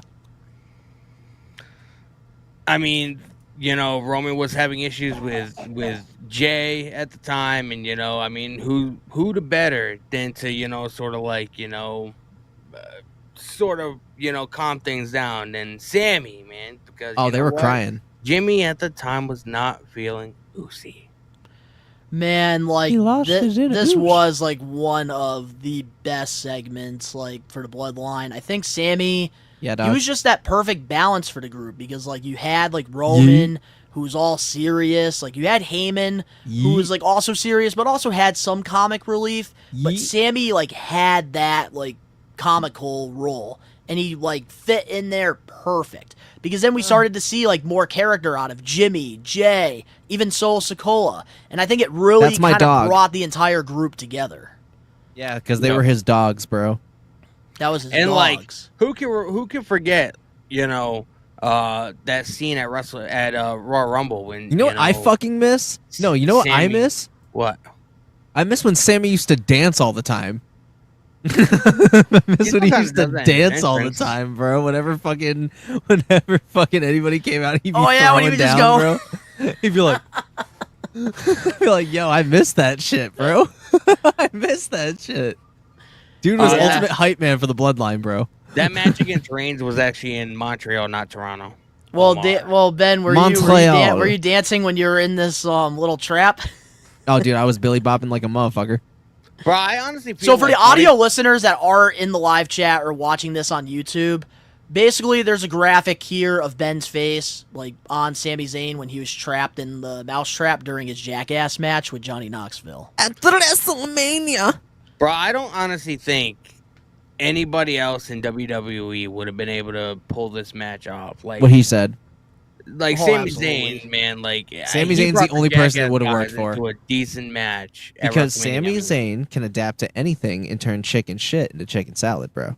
Gold at that. Oh yeah, he's had a lot of chicken shit through the years. Regardless of how many accolades Sammy gets, I will always think that Sammy is some way underutilized and Oh, absolutely, bro. He's not as big as he should be. You know what I mean? Yeah, I got you. Absolutely.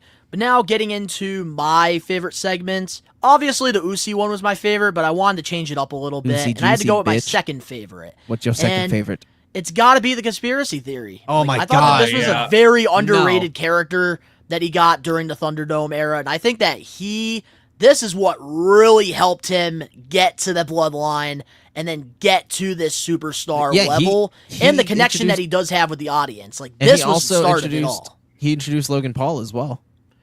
Yep, exactly. Plus, remember when Johnny like, Knoxville fucking like leaked his phone number? Yep, or leaked the whatever? phone number, and then Sami Zayn like stayed in character and like went through with all of it.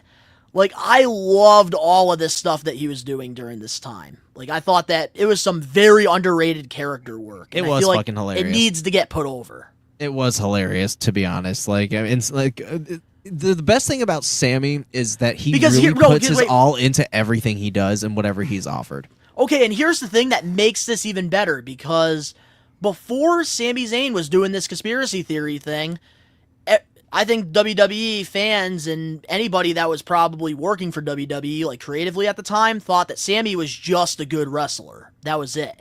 Yeah. But this gave him a character, it gave him a purpose, and it gave him it was a perfect character to connect with the fans. It really and that showed is his where range. WWE realized that he's not just a good wrestler. My dog's great on the mic. Sami Zayn is phenomenal on the mic. Like, that dude can talk his ass off. He can work with fucking anybody, bro. He is like another version of R-Truth. Like, he's just fucking incredible. He's like a chameleon. He can adapt to any situation. Literally anything. Ooh, Jay, I will say this. I was going to say this at the end, but I don't want to forget. I hope he does win a world title, though. I do hope toward, like, before the end of his career, he does get rewarded with a title, because there's so World many heavyweight. opportunities that, like, they had that they could have made him champion, and they didn't. But now let's get into our favorite year of Sami Zayn.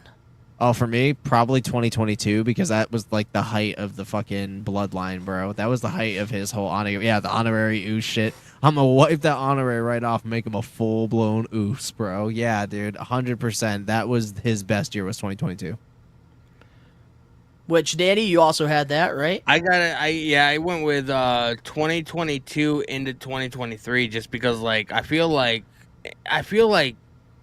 both those years sort of like conjoined each other. You had the same moment I did, yeah. Because we had Sami Zayn in Fuck the bloodline. out of here, Donnie. You know what I mean? And then we had Sami Zayn out of the bloodline.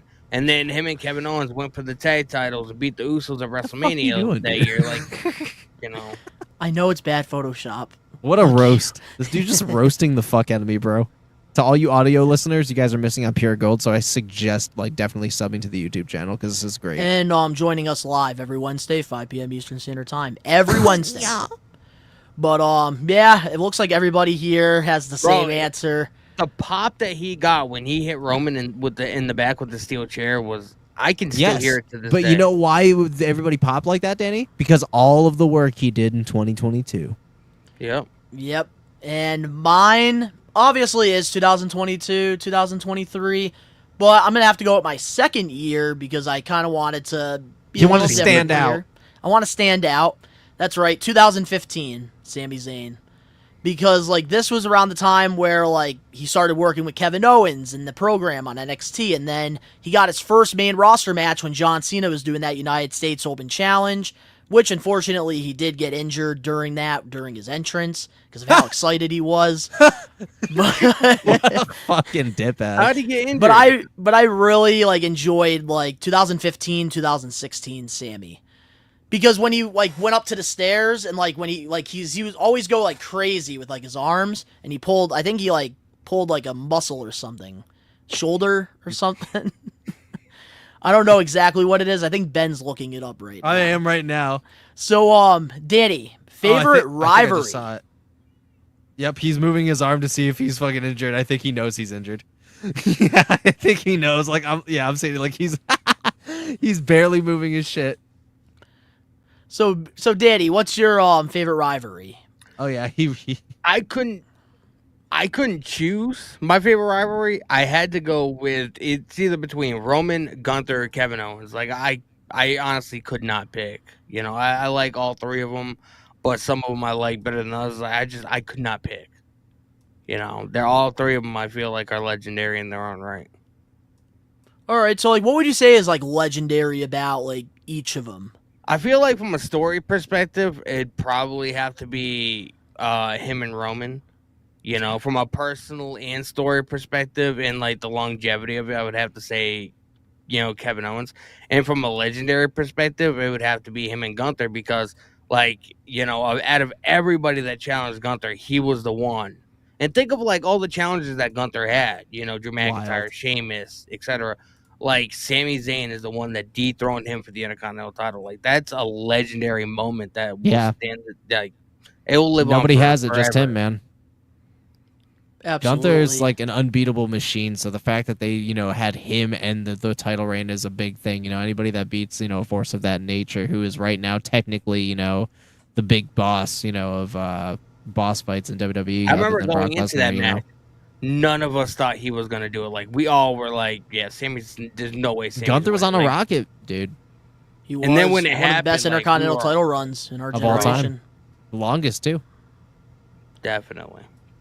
And mine has to be Sami and Kevin Owens. Like just like Aya just said here, it checks all the boxes.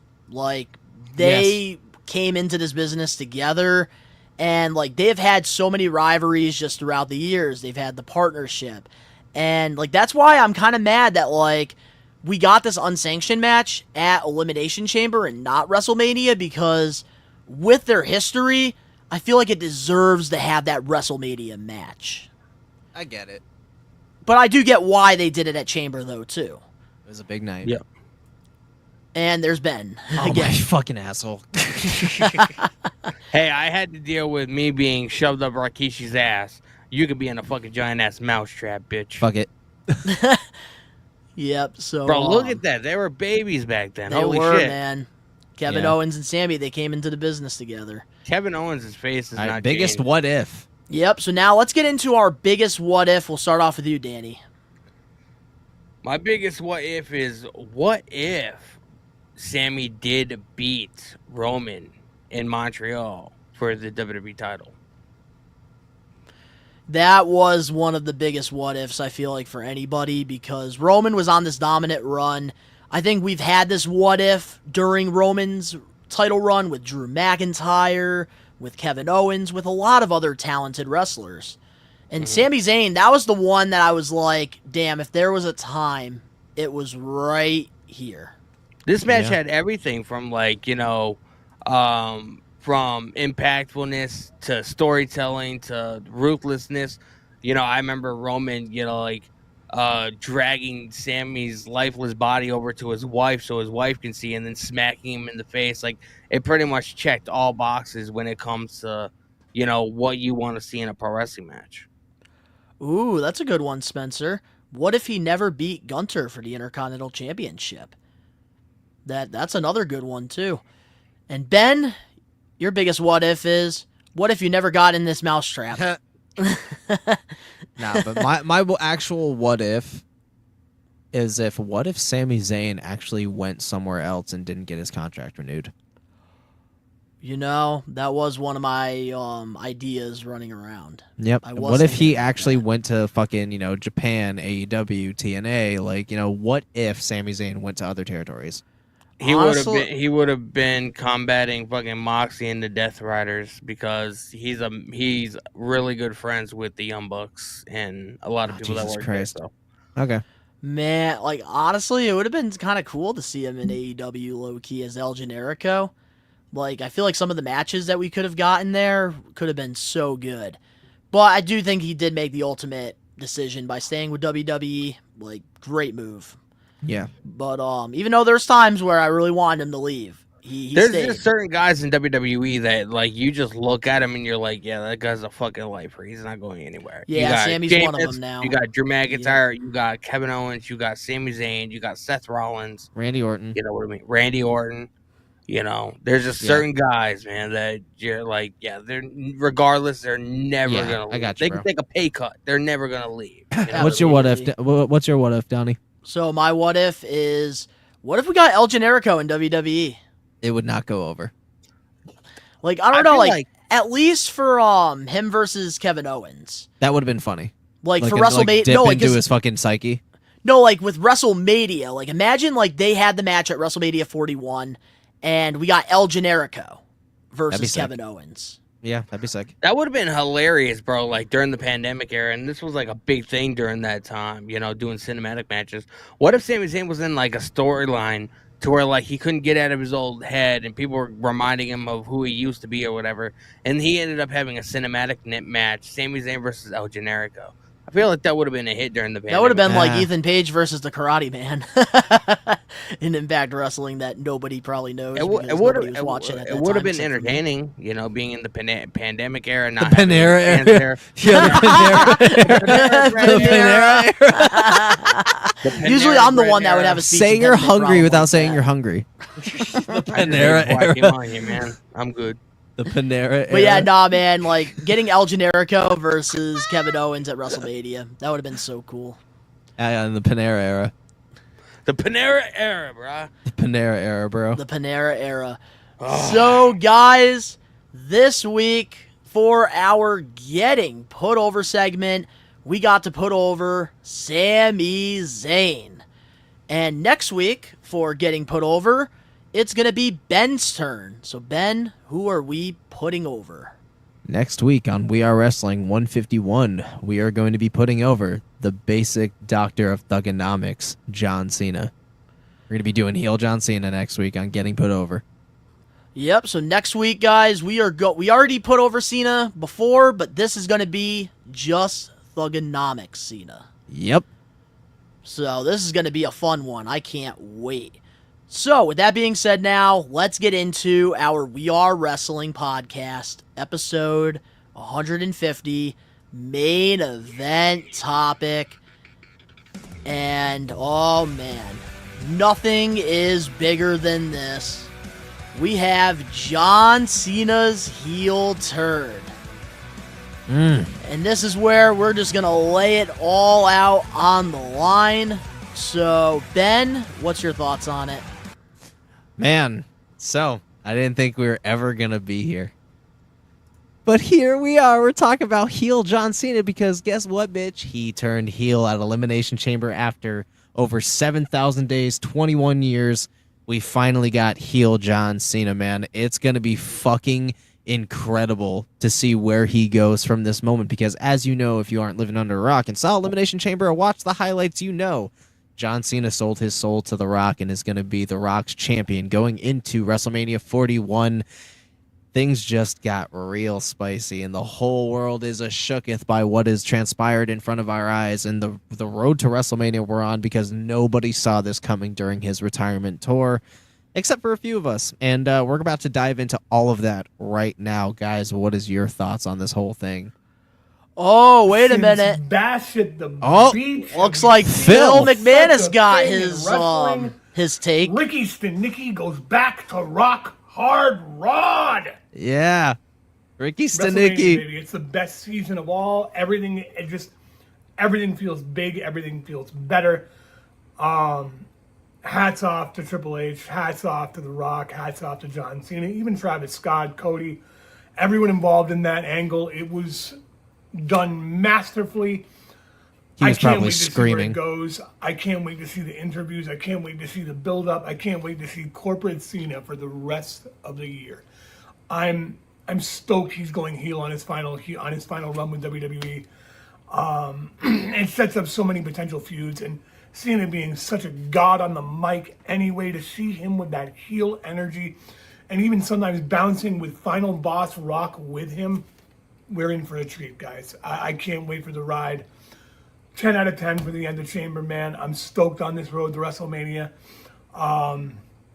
Let's see where it goes, ladies and gents. Let's see where it goes.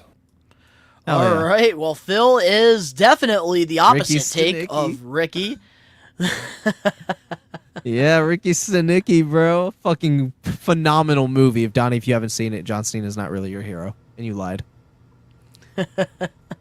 I do have to check that out. Wow. Big party foul. Yeah, so definitely great take by our good old buddy Phil, part of the We Are Wrestling team. My man. But Now, what's your thoughts, Danny, on the John Cena heel turn, just overall? I really enjoyed it. I like the execution of it. I like what they did because I didn't expect it. This being his final year and him only having 10 months left before he's out of the door. I didn't know how they were going to execute it. Like if it was in fact going to happen, you know what I mean? Because you'd have to have a couple months as a heel, and then you would have to, leave it room to breathe so people can digest it, so it's not rushed, and then you go on this redemption arc or whatever. Like I was just wondering how they were going to do that in 10 months time or whatever, because stories like this, like The Rock says, he's a long gamer. So stories like this, take a lot more than 10 months to really get from point A to point B. I really enjoyed it for the most part. I'm wondering how long this is gonna be. And if he is legitimately heel, he needs to be ruthless as fuck. He's going to I be. need to see him beating the hell out of R-Truth. I need him during his entrance or whatever. I need to see him push down Stu the cameraman. He needs to go full on fucking and he's going guns to blazing heel, bro. I need to see him beat the fuck out of people and not give a shit. That's and the one be thing that about John selfish Cena, asshole man. that When we all he want has a him to goal, be he I spent, lives up having to it. cut his first promo, I spent 20 years, doing what I could to make you people happy. It's my time, and I'm taking what I rightfully deserve. I need to see that John Cena. Yeah. Oh, no, absolutely.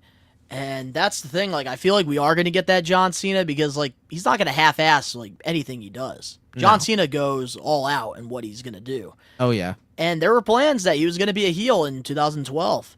And, he was already prepared. He had, new clothes. He had a new song went right into the studio.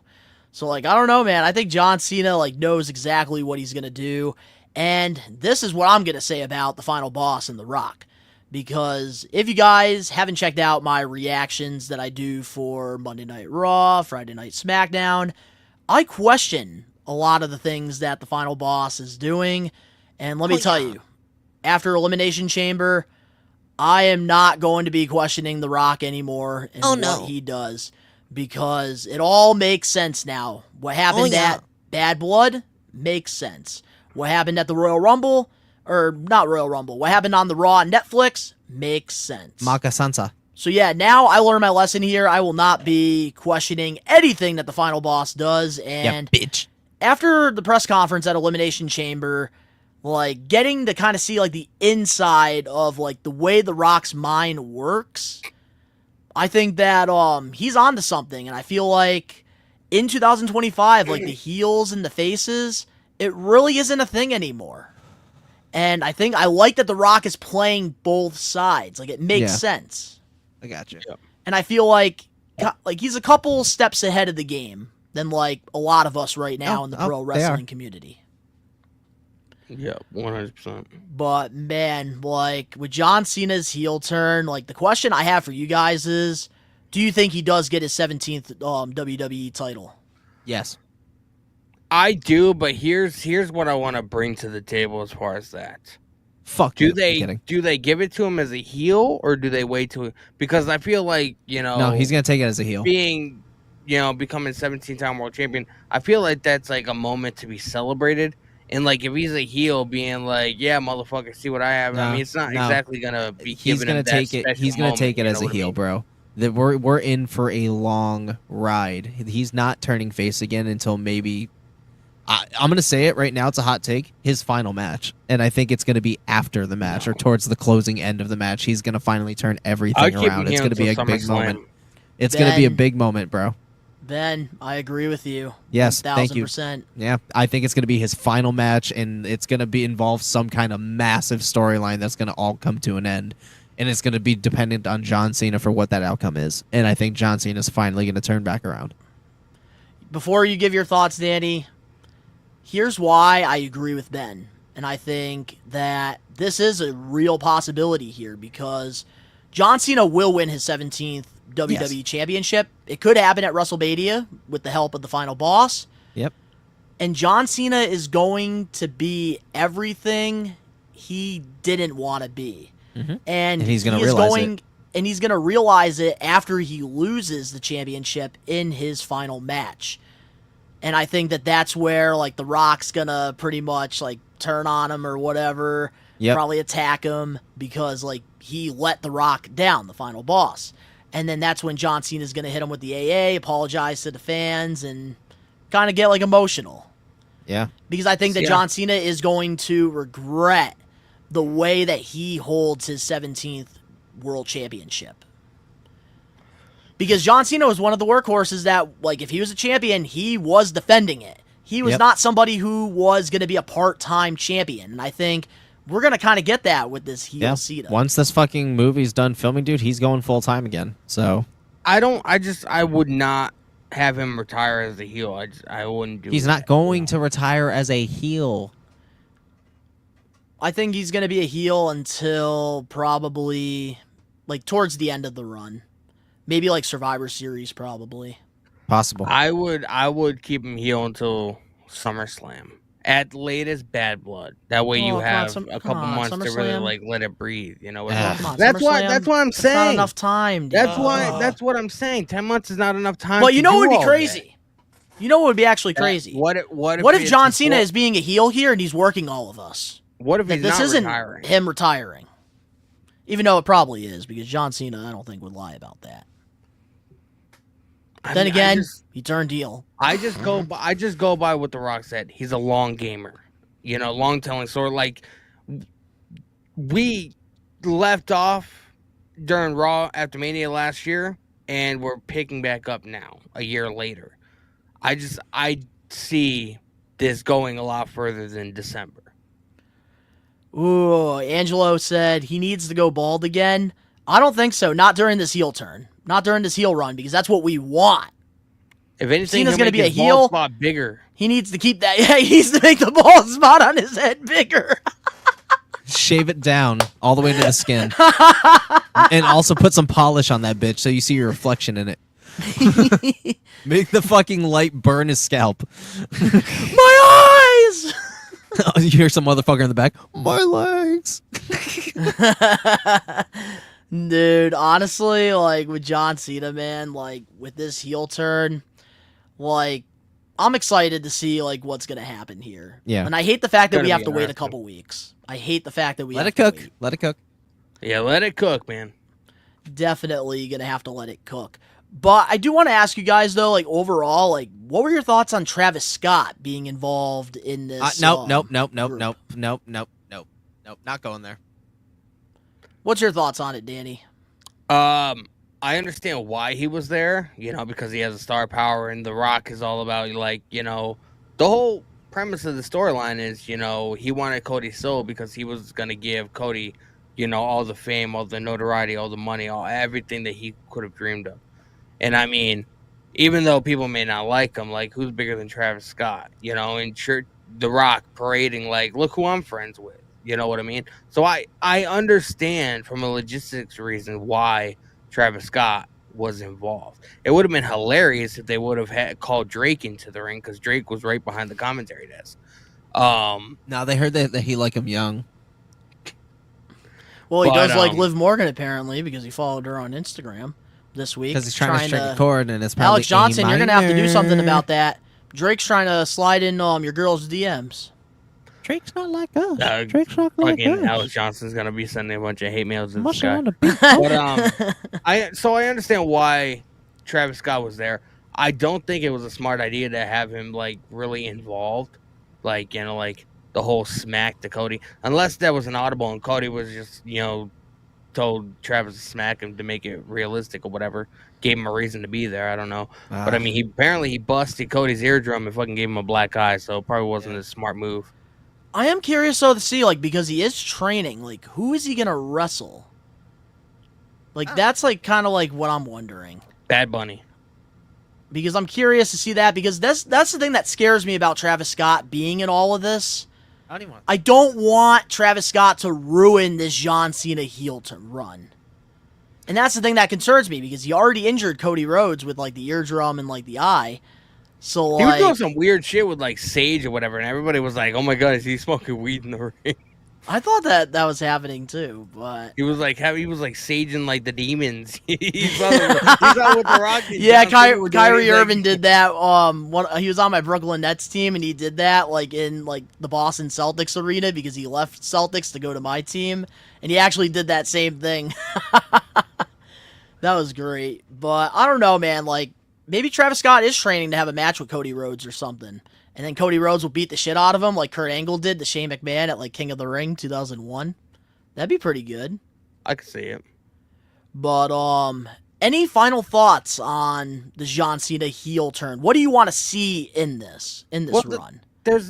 I already told you what I want to see, but there's not really that much to talk about because we haven't like I feel like we should come back to this, after we see Cena a couple times on television, whatever, so we can get a better idea as to like what his mindset is. There's nothing much right now. to We don't say really to have him, anything to go on. It just happened on Saturday, so I would end the conversation here and circle back to it in a little while, a couple weeks. Oh, you already know he will be circling back, and the only way you guys can find out our thoughts on all of it is joining the live episodes of the We Are Wrestling podcast every Wednesday, 5 p.m. Eastern Standard Time, or wherever you listen to your podcast. You could download and follow us on there. Subscribe to the Clips channel. Oh, yes, subscribe to the Clips channel. Absolutely. Let's get this channel to 100 subscribers so that we can do the giveaway. But, to all the... before we do close off, Aya, if you're still in here, Give me your Instagram so I can send you that dirty dom. But to all the maniacs out there worldwide, let us know in the comment section below your thoughts on all the topics that we covered this week here on the show.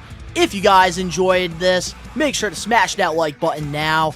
If you're not a We Are Wrestling Maniac yet already and you're listening to this on Apple, Spotify, Google, wherever you get your podcast, give us a 5-star review, not just any review, a best one review, and download the episode. But if you're not a maniac yet already, over on the YouTube channel where you get the best pro wrestling content, including the live episodes of the We Are Wrestling podcast on YouTube for free every Wednesday, 5 p.m. Eastern Standard Time.